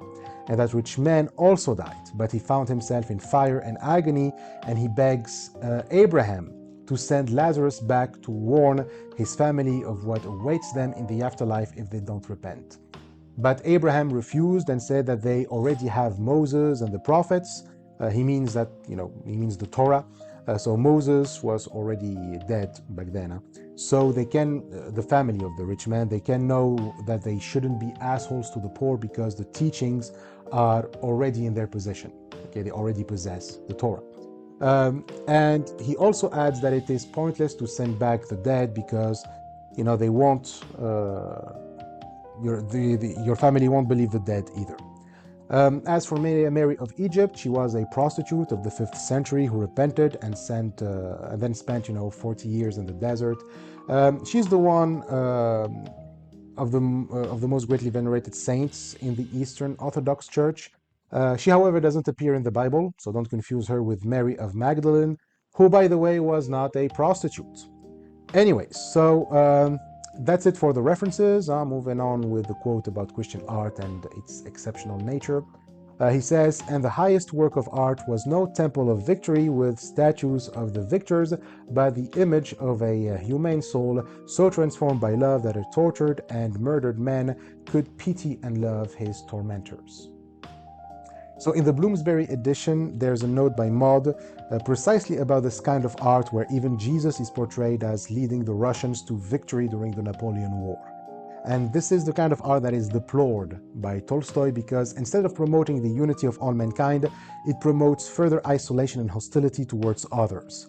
There is in Moscow a magnificent Cathedral of Our Savior erected to commemorate the defeat of the French in the War of 1812.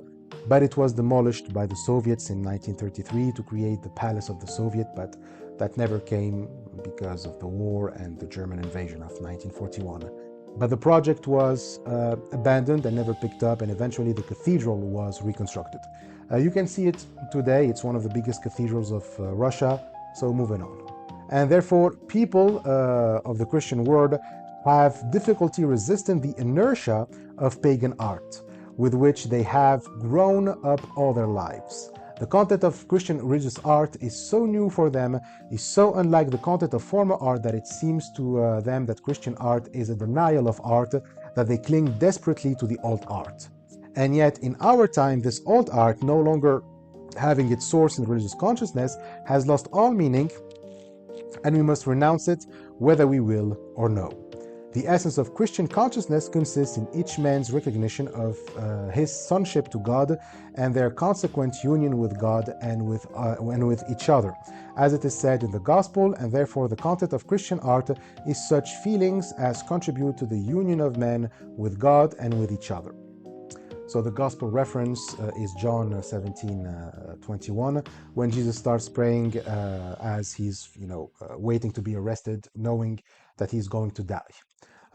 So he prays to God on behalf of all the believers, that they all may be one, as you, Father, are in me and I in you, that they also may be one in us, that the Word may believe that you have sent me. And so Tolstoy continues, I think that's how the verse goes. So Tolstoy continues, the expression, the union of men with God and with each other, may appear vague to people accustomed to hearing these words so often abused, and yet the words have a very clear meaning.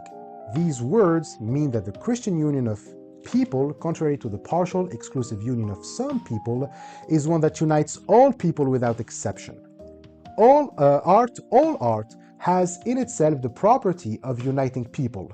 All art causes those who perceive the feeling conveyed by the artist to unite in soul, first with the artist and secondly with all who have received the same impression. But non-Christian art, by uniting certain people with each other, thereby separates them from other people, so that this partial unity often serves as a source not only of disunity but of hostility towards other people. Such is all patriotic art, with its hymns, poems, monuments, such is all church art, that is, the art of particular cults, with its icons, statues, processions, services, churches, such is military art, such is all refined art, essentially depraved, accessible only to people who oppress others, people of the idle, wealthy classes. Such art is backward, non-Christian, uniting some people only in order to separate them still more sharply from other people and even to replace them in an attitude of hostility towards other people. Christian art is that alone which unites all people without exception, either by calling up in them the awareness that they are all in the same position with regard to God and their neighbor, or by calling up in them one and the same feeling, even the most simple but not contrary to Christianity and proper to all people without exception. Good Christian art, he continues, of our time may fail to be understood by people owing to formal flaws or to people's lack of attention, but it must be such that everyone can experience the feelings that are being conveyed to them. It must be art not of some one circle of people, not of some one rank, one nationality, one religious cult, that is, it must not convey feelings accessible only to a person brought up in a certain way, only to a nobleman, a merchant, or only to a Russian or a Japanese or a Catholic, a Buddhist, etc., but feelings accessible to any man. Only such art can be considered good art in our time and can be singled out from the rest of art and encouraged. So Christian art, meaning the art of our time, must be Catholic, but in the direct sense of the word, that is universal. Now that's what Catholic means, and must therefore unite all people. And there are only two kinds of feelings that unite all people. Feelings that come from the consciousness of sonship to God and the brotherhood of men, and feelings of the simplest, most everyday sort, accessible to all people without exception, such as, the feelings of merriment, of tenderness, of cheerfulness, of peacefulness, and so on. Only these two kinds of feelings constitute in our time the subject matter of art that is good in content. Okay, so now we have explicitly the content of genuine art. Given that we live in a time where religious consciousness is a unity of mankind, good art shall be determined according to that ideal. Its content is the feelings conveyed to bring us closer to universal brotherhood, and there are two feelings that can do the job. So all art must convey these two feelings, if it wants to be good at least. Not sure what are Tolstoy's views on censorship, by the way, but these are the two feelings that art ought to convey if it seeks to be good art. So the kinds of feeling we get from knowing that we are all God's children, and so we are all brothers and sisters. So art needs to convey that feelings of kinship with the divine and with the rest of humanity. And the second kinds of feeling are feelings that are accessible to everyone. So this doesn't mean that feelings that we all know in the sense that we experienced them before and have memories of doing so. That would be reproducing feelings. Rather, if you remember the criteria for genuine art from the previous chapter, art needs to convey new feelings, but new feelings don't mean feelings accessible to just some people. You can bring a new feeling that no one experienced before, but it's still accessible to everyone. So no one needs to make an effort or change his situation in order to be infected by it.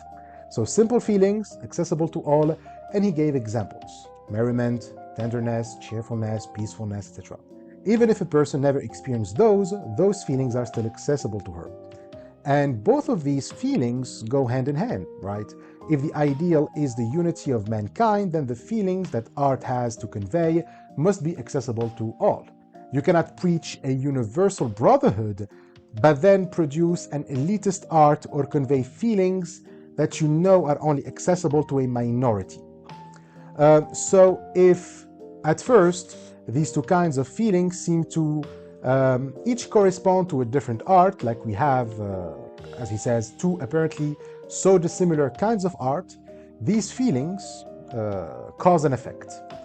The effect produced by these two arts, one that is explicitly religious in content and one that is just about portraying the mundane of and the everyday, is one and the same. So the feelings that come from the former, from Christian religious consciousness specifically, such as feelings of firmness in the truth, trust in the will of God, self-denial, respect and love of men, and feelings that come from the latter, the simplest feelings of being moved or made joyful by a song or an amusing joke, understandable to all, or by a moving story or a drawing or a doll, produce one and the same feeling and the same effect, the loving union of people. An example of such union happening, according to Tolstoy again, is when you have people, while together, are, if not hostile, at least alien to each other in their moods and feelings. So they are neither at each other's throats or, nor give a shit about one another. And then you show them a genuine work of art, whether a story, a performance, a painting, even a building, or, most frequently music, and something happens. An effect is produced, and that effect will unite them all with an electric spark, and instead of their former separatedness, often even hostility, they feel unity and mutual love. So when people are feeling the same thing, they unite, because he says, each rejoices that another feels the same thing he does. Rejoices at the communion that has been established not only between him and all those present, but also with all people now living who will receive the same impression. Moreover, one feels the mysterious joy of a communion beyond the grave with all those in the past who experienced the same feeling, and those who will experience it in the future. This effect is produced equally by art that conveys the feelings of the love of God and one's neighbor, and by everyday art that conveys the simplest feelings common to all people. So, art, by conveying the feelings of God's love and one's neighbor, as well as the feelings common to all people, creates empathy and mutual understanding. And if you remember from our discussion of chapter 6 about the ascension of the upper classes, if they didn't want to embrace true Christianity after deserting church Christianity, is because the feelings promoted by true Christianity or true Christian art are incompatible with their social status and position. I'm saying this in case someone, objects that Tolstoy is pulling the humanist hippie move of we are all the same. We should join together and let the rich feel the plight of the poor by reading Dickens or some shit like that. So this isn't the project. It's not about having different classes, but without antagonisms, because they all love one another by sharing their feelings in art. Tolstoy is actually making the point that Christian art leads to classless society.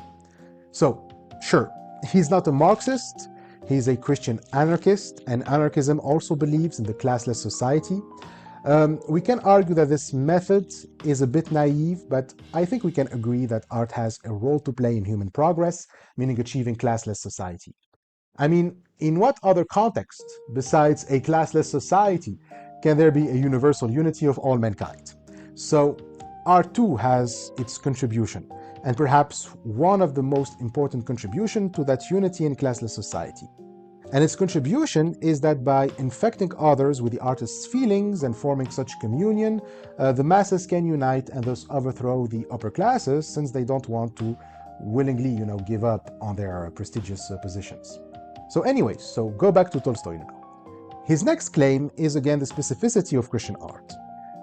That not only it excludes art that conveys exclusive feelings, but the art that it promotes, universal art, was always distrusted and even devalued. Like all nations before Christianity regarded universal art as bad. Sure, they also regarded art that promotes that promotes the values and feelings of other nations as bad too, and all nations, given that they evolve, come to consider, other feelings as good. But while all other arts have been considered at least once good, universal art was always considered bad until Christianity came along.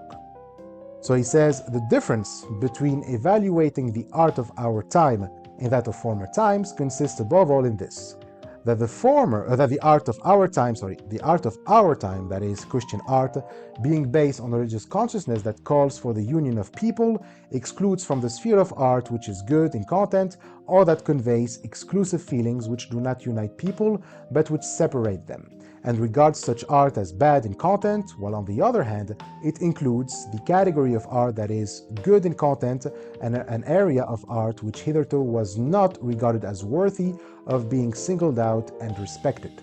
Universal art conveying feelings which are most simple and insignificant, yet accessible to all people without exception, and which therefore unite them. He continues, such art cannot fail to be recognized as good in our time because it achieves the very aim that Christian religious consciousness sets before mankind in our time. Christian art either calls up in people those feelings which, through love of God and one's neighbor, draw them towards greater and greater union, which make them ready for and capable of this union, or else it calls up in them feelings which show that they are already united in the oneness of life's joys and sorrows. And therefore, Christian art in our time can be and is of two kinds. First, religious art, which conveys feelings coming from a religious consciousness of man's position in the world with regard to God and his neighbor. And second, universal art, which conveys the simplest everyday feelings of life, such as are accessible to everyone in the world.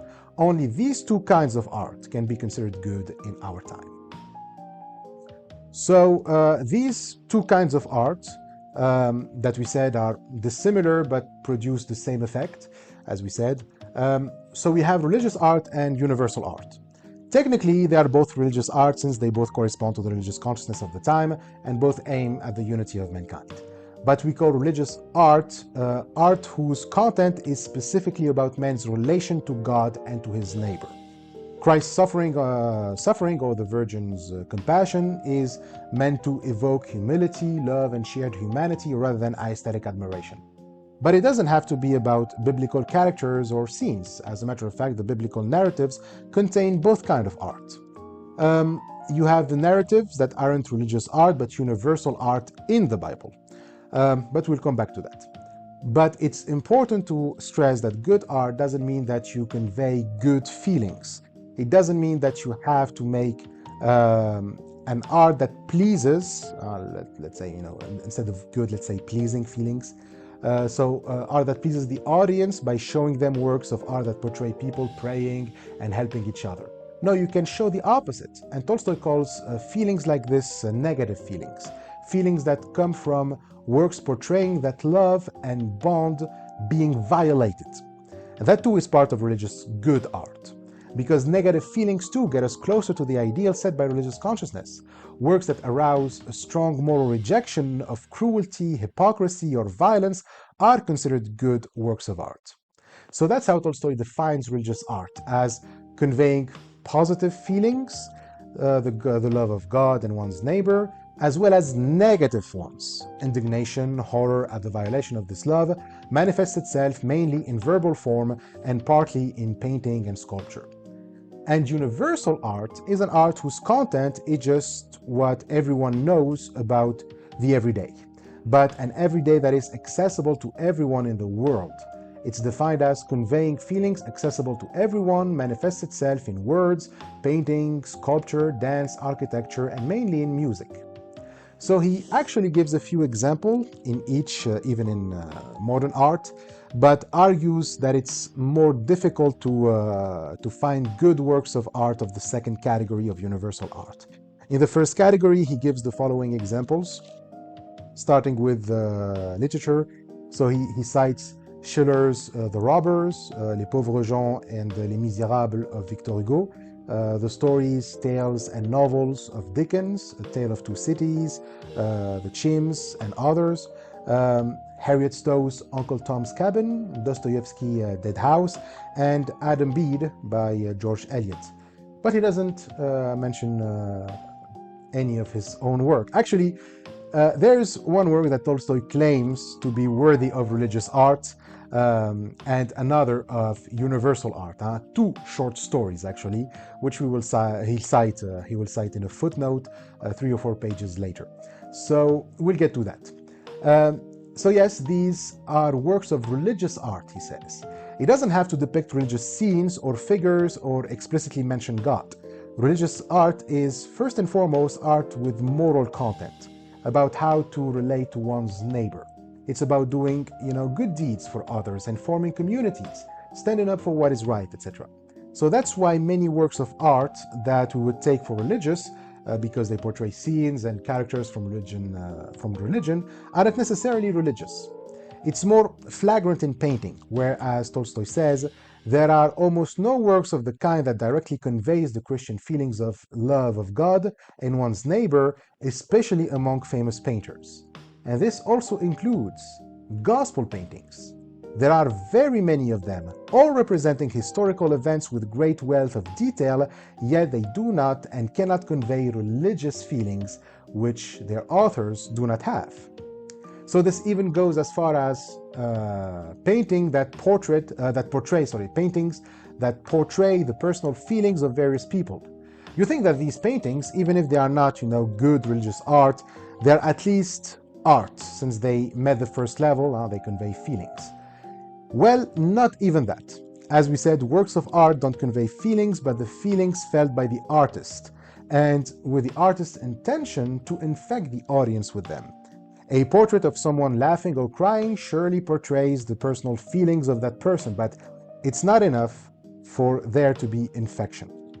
And even if that first level obtained, we acknowledge it's genuine art, and then we still needed it to be good art, at least in the first category of religious art. But then, even among genuine paintings, there are very few, and most of those by little-known painters, and not finished pictures, but more often sketches that portray deeds of self-denial and Christian love. Like paintings that portray the good feelings according to religious consciousness are almost inexistent, and the few ones that exist are either unknown or unfinished.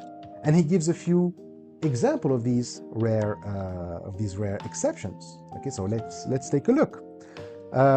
So for example, you have this, such as the sketch by Ivan Nikolaevich Kramskoy. That's how it is pronounced, I think. So he says, worth many of his paintings, which portrays a drawing room with a balcony past which a returning army is solemnly marching. A nurse with a baby and a little boy stand on the balcony. They admire the marching army, but the mother, her face covered with a handkerchief, weeps, leaning on the back of the sofa. Such too is the painting by Lenghi, which I have already mentioned, and we've seen this painting last week. Such too is the painting of the French artist Antoine Maurian. depicting a lifeboat hastening in a bad storm to help a foundering steamer. There are also paintings that approach this kind, portraying the laboring men with respect and love. Such are the pictures of Jean-François Millet, known for his rural scenes and landscapes, particularly his drawing of the man with the hoe. To this same kind belong paintings by Jules Breton, Léon Lermite, Franz von Defrieger, and others. I don't know this last one. So these are all known for village scenes and peasant life, at least. As examples of painting that call out indignation and horror at the violation of the love of God and one's neighbor, so with negative feelings. Nikolai Nikolaevich Guise, or Gies, Judgment of the Sanderdrin, I think that's what it's pronounced, may serve, as may Alexander Liesenmeyer's Queen Elizabeth singing the death sentence of Mary Stuart. Paintings of this kind are also very few.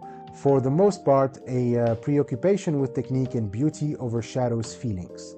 Thus, for instance, Jean-Léon Gérôme's painting, Pollice Verso, thumb down in Latin it means, expresses not so much a feeling of horror at what is happening as a fascination with the beauty of the spectacle.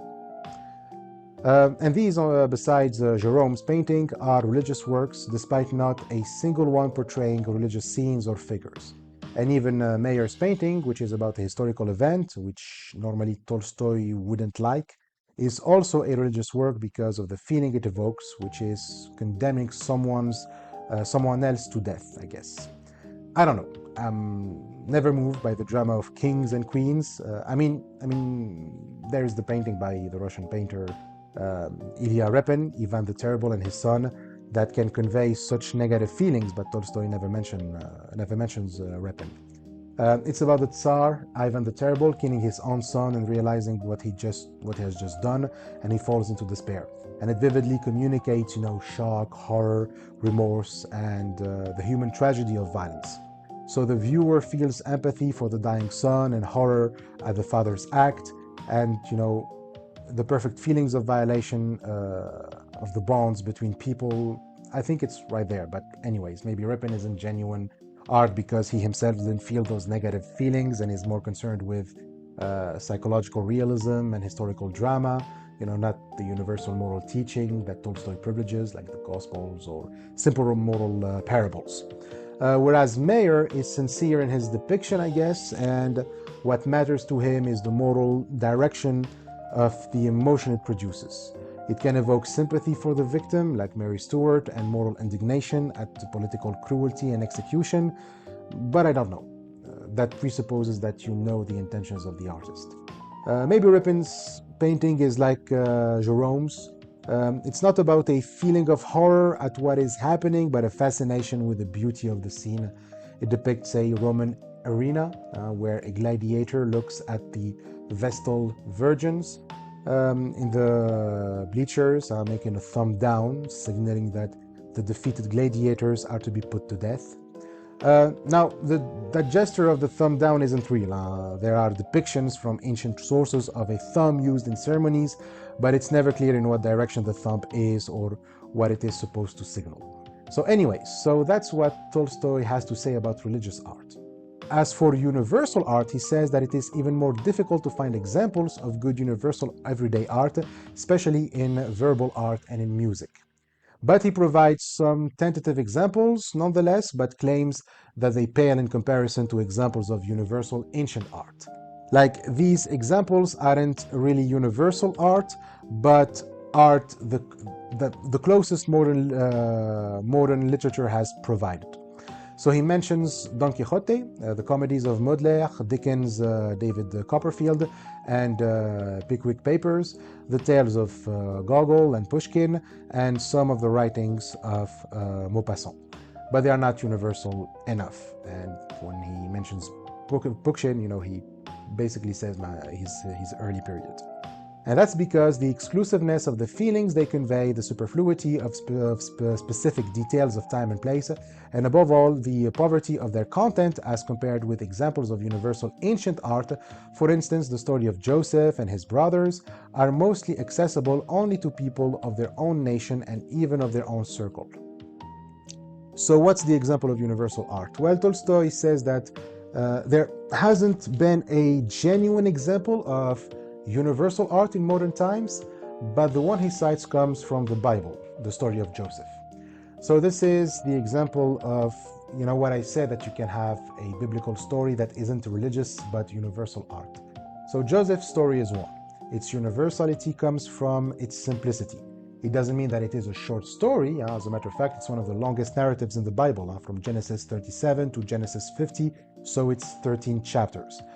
But by the standards of the Bible, that isn't very long. It would be the length of a short novella, about 50 to 60 pages, so that's not long.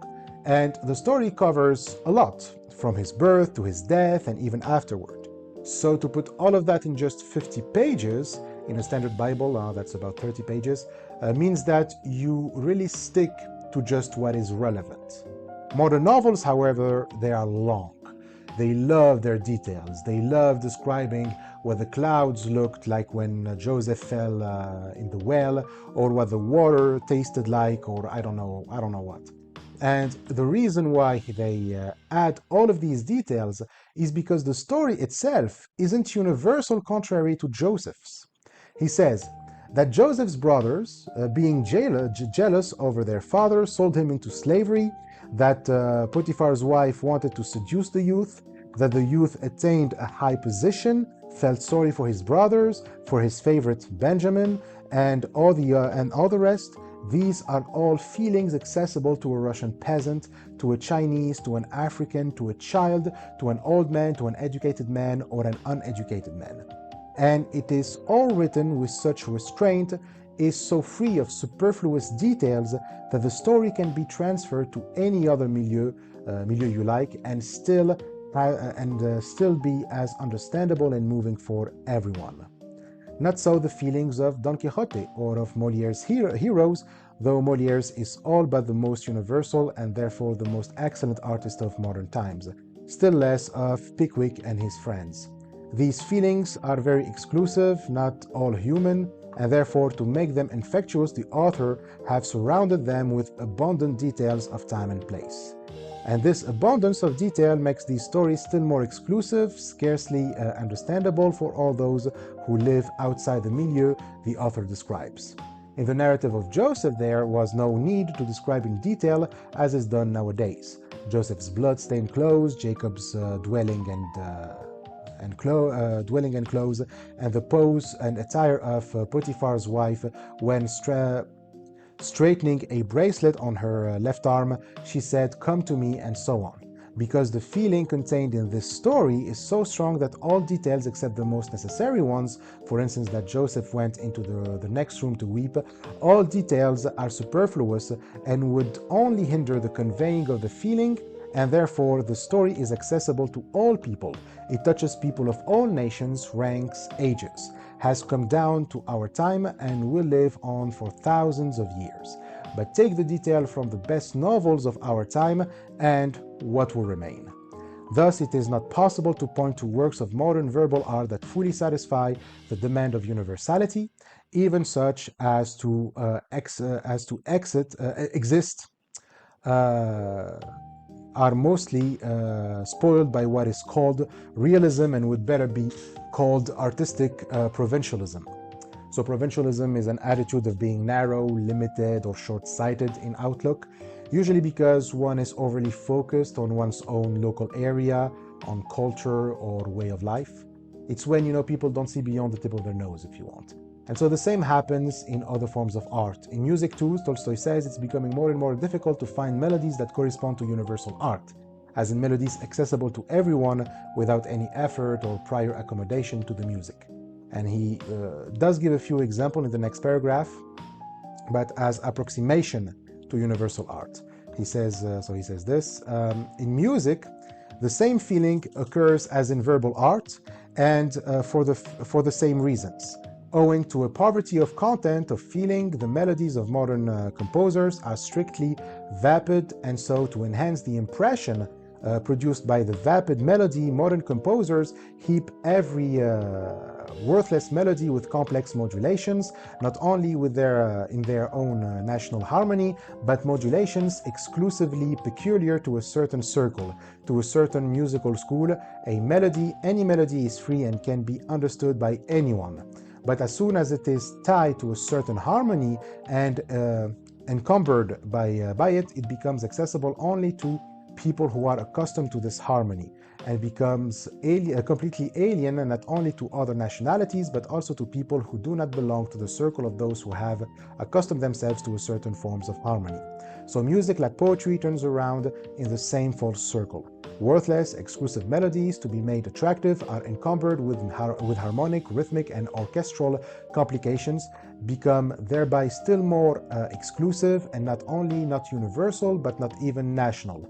That is, accessible only to some people and not to the whole nation.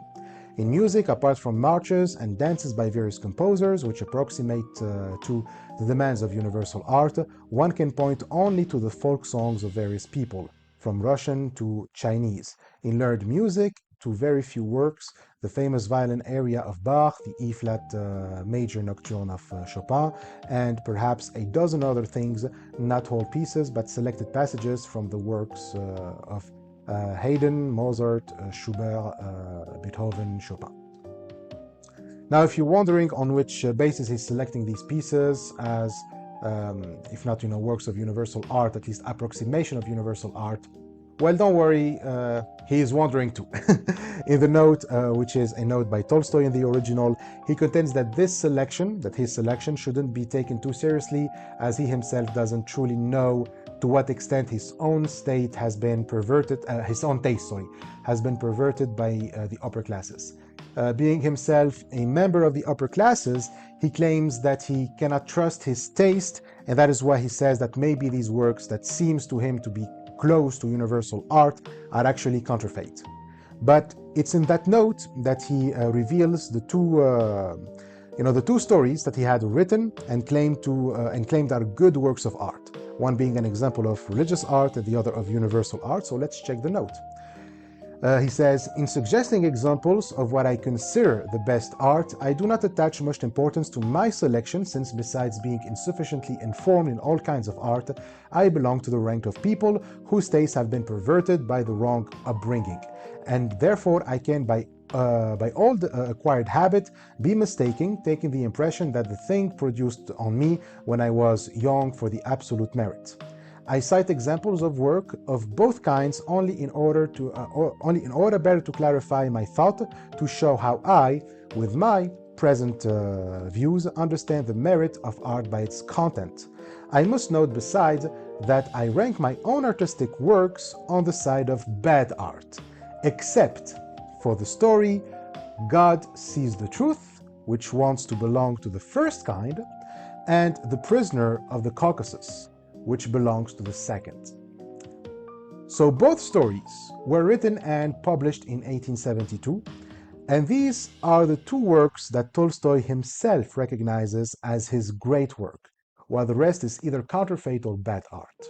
So the first story, which you can find in his collection 23 Tales, or you can also find it on Marxist.org if you want to read it online. It is about a merchant, a certain Ivan Dmitrich Aksionov, I think that's how it is pronounced, I don't know. So I'm just going to call him Aksionov, who was accused wrongly of murder and sent to Siberia. And after 26 years, another convict was sent there too, a certain Makar Semyonich. And Aksionov eventually figures out that Makar is the real murderer. And so one day, Aksionov finds out that Makar was planning to escape the prison by digging a tunnel, but when the authorities find out about the tunnel and order Aksionov to give away the name of the prisoner who dug the tunnel, Aksionov refused to snitch. And so Makar, seeing that Aksionov didn't rat on him, confessed to him that he killed the man that Aksionov was accused of having murdered. and he begged for Aksionov's forgiveness. He even agreed willingly to confess the murder so that Aksionov be released. But Aksionov says that it's in vain, since he believes that his wife is already dead and that his children have forgotten about him. And nonetheless, Makar confesses to the authority, but by the time the order to release Aksionov came, Aksionov has died.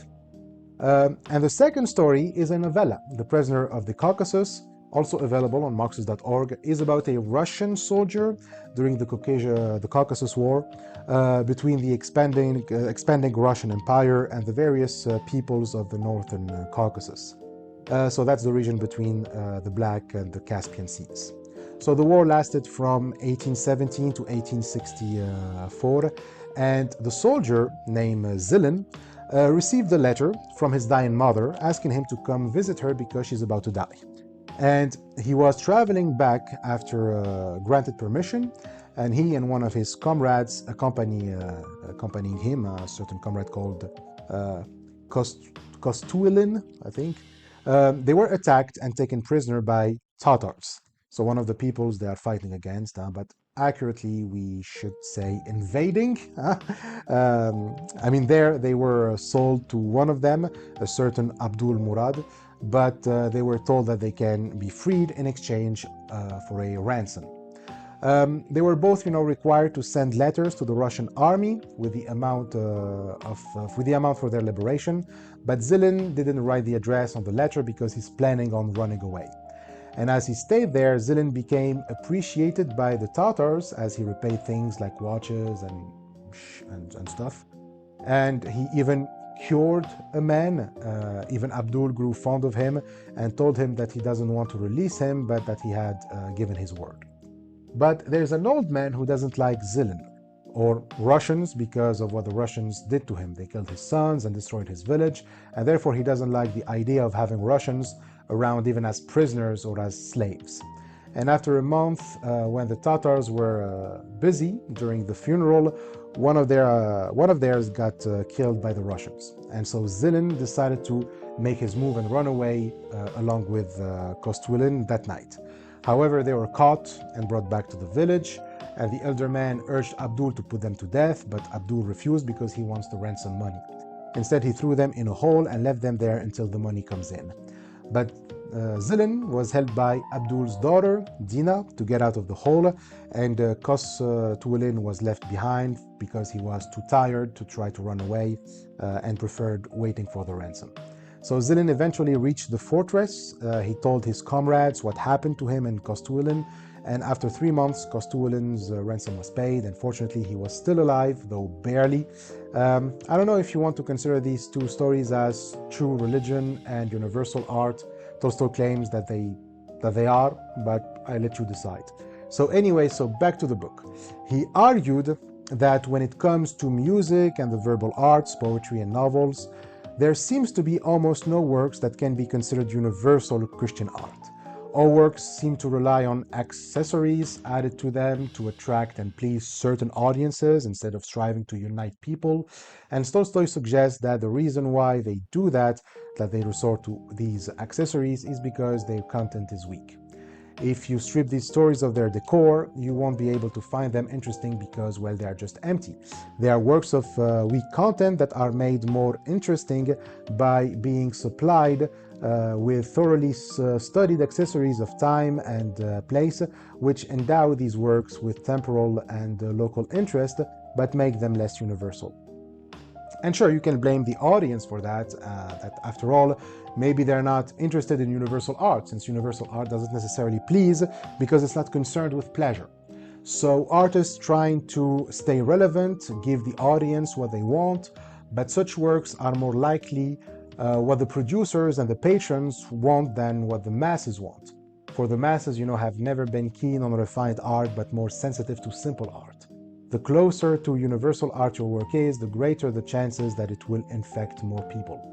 But we are diverting. The point is that those works of weak content aren't just in poetry and music, even in painting, works suffer of the same fate. But surprisingly, in painting, more than in any other kind of art, one can point to works that satisfy the demands of universal Christian art, that is, which express feelings accessible to all people. So painting seems to be the least corrupted form of art, but it's not just painting. Tolstoy also brings in sculpture, the so-called genre painting and statues. In these arts, portrayals of animals, landscapes, caricatures of a content, understandable to all, and various sorts of ornaments are universal in content. So Tolstoy argues that in these domains you can find a greater portion of true universal art, but are often devalued because such paintings and sculptures would be rather simple. They don't rely on the extravagance that the upper classes demand in the visual art. A porcelain doll, for example, is never exhibited in galleries because it's not interesting, because the majority of these objects, various ornaments, for instance, are not considered art or are considered art of an inferior sort. But why? Surely a porcelain doll made by an artisan in such a way that it expresses some sort of feelings that the artisan felt and wants that whomever owns that doll to be infected by those feelings, then that doll is a work of art. And if that doll conveys the same feelings to everyone, to whomever looks at it or picks it up, then it is a universal art. The upper classes just look at the doll and they exclude it just because it's a doll. For them, a doll is insignificant. It doesn't have the grandiose of a Phidias' sculpture. And yet, as Tolstoy says, in reality, all such objects, if they sincerely convey the feeling of the artist, however insignificant it may seem to us, and are understandable to all people, they are works of genuine good Christian art. So this is interesting because he's saying that anything can be a work of art. Absolutely anything, as long as it was made intentionally to infect others with feelings. So technically, cooking can be an art if the chef had the purpose of conveying certain feelings with his food. Tailoring can be an art if the tailor wants to convey certain feelings with a costume. A perfumer is an artist if his perfumes are made so that he infects others with feelings. But if you remember in chapter 2, Tolstoy dismissed the aestheticians who claim that art is whatever pleases or stimulates the senses. Remember the discussion on Karlek and Guillaume, who argued that there is an art of cooking and of tailoring. Tolstoy rejected their claims, and now he seems to agree with them. And he expects that some will make the objection and charge him with contradiction, that while denying that the concept of beauty should constitute the subject of art, I contradict myself by recognizing ornaments as object of good art. But this reproach is unjust and misses the point that Tolstoy is making. Tolstoy never claimed that decoration, ornaments, dishes, perfumes, or clothing are not art or can never be art. What he rejected is that art is determined by the notion of beauty, meaning a pleasurable sensation. So, if he attacked the idea that various decorations can be art, it was because those who claim that such objects are art make the claim that the artistic content of those objects consists in beauty, whereas Tolstoy places it in the feeling of admiration, of delight, which the artist experienced in the combining of lines or colors, and with which he infects the viewer. So Karlik and Guillaume and the other aestheticians claim that cooking is an art because it pleases the tongue, whereas Tolstoy says that it's an art if it infects us with feelings. Although it's going to be very difficult to turn cooking into a means of communicating feelings, I suppose, but it is technically possible. Of course, this doesn't exclude pleasure. To remind us of the definition of art, art was and is and cannot be anything else but the infection by one person of another or others with a feeling experienced by the infector. So that includes pleasant feelings and feelings related to beautiful things, as in the feelings of admiring what pleases the eye. That's a feeling. And so a work that infects others with that feeling is truly a work of art. And it can be good or bad. It's more or less bad when the objects pleasing to the eye please a small or a large number of people. But it is good when some please everyone.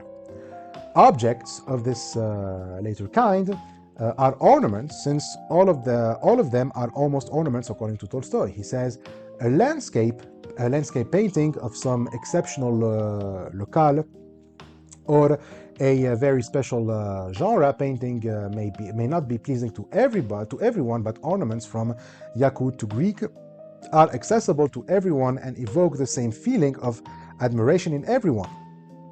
And therefore, this neglected kind of art should be valued in Christian society more highly than exclusive, pretentious paintings and sculptures. Okay, so I guess ornaments are universal art. Sure, why not? And Yakut is a republic of Russia located in the far east of the country. So from there to Greece, everyone admires ornaments. All right, strange point, but okay. And so this wraps up our discussion of the two kinds of good Christian art. Whatever doesn't, fit into these two kinds is bad art, and as such, not only should not be encouraged, but should be banished, rejected, and despised as art that does not unite but divides people. Oh, I guess he has a clear stance on censorship. He's quite the Platonist there, banishing bad art from the city, I see. So let's see what are we going to banish. So he says this.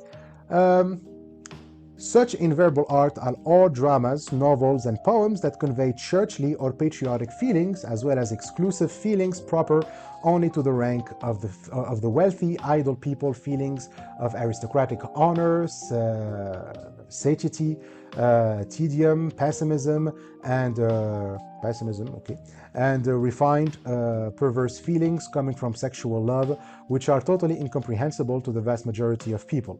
In painting, such are all falsely religious and patriotic pictures, as well as pictures representing the amusement and delights of exclusive, wealthy, and idle living, and such are all so-called symbolic paintings in which the very meaning of the symbol is accessible only to persons of a certain circle, and chiefly all paintings of sensual objects, all that outrageous female nudity which fulfills all exhibitions and galleries.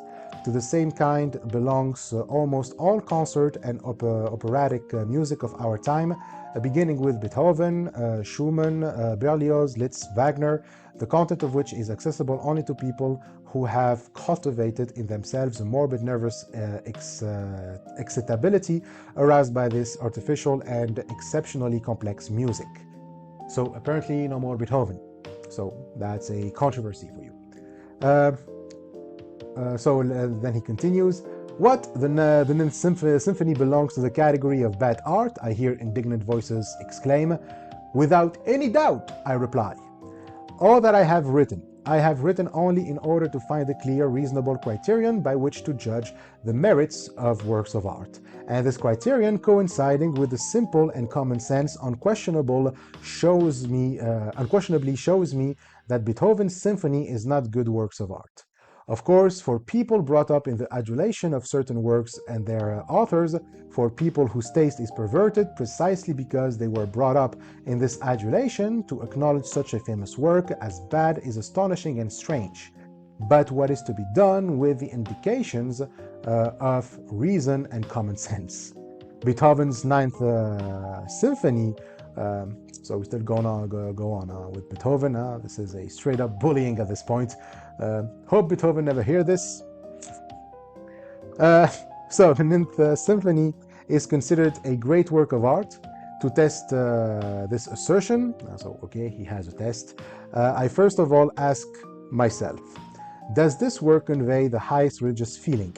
And I reply in the negative, because music by itself cannot convey these feelings, and therefore I next ask myself, if this work does not belong to the highest order of religious art, does it have the other property of good art of our time?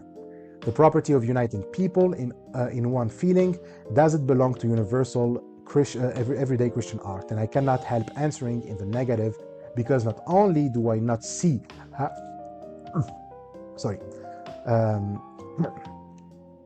how the feelings conveyed by this work could unite people who have not been especially brought up to the subject of this complex hypnosis, but I cannot even imagine a crowd of normal people who could understand anything in this long, intricate, and artificial work, but short fragments drowning in a sea of the incomprehensible.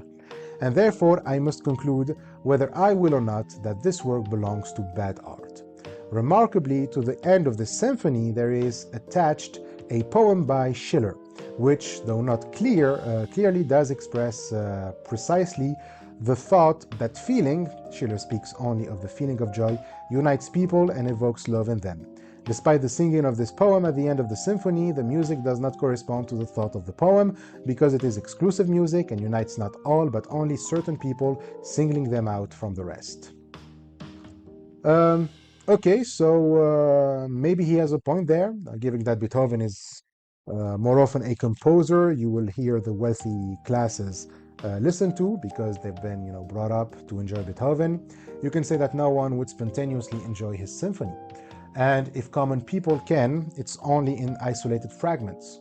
But once those fragments are put together and you try to follow the whole thing, you cannot follow it and it becomes, incomprehensible unless you received the proper training. But again, if you need training in order to understand it, then it's not art.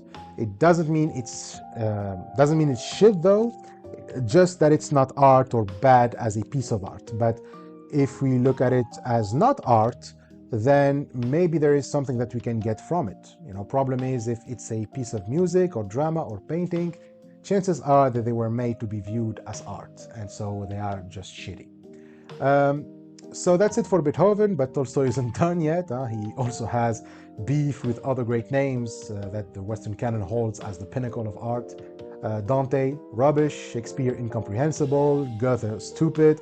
Raphael, an assault on the eye. Like when we take the many other works of art that are considered great among the upper classes of our society and put them, to the same test as with Beethoven, none of them would pass.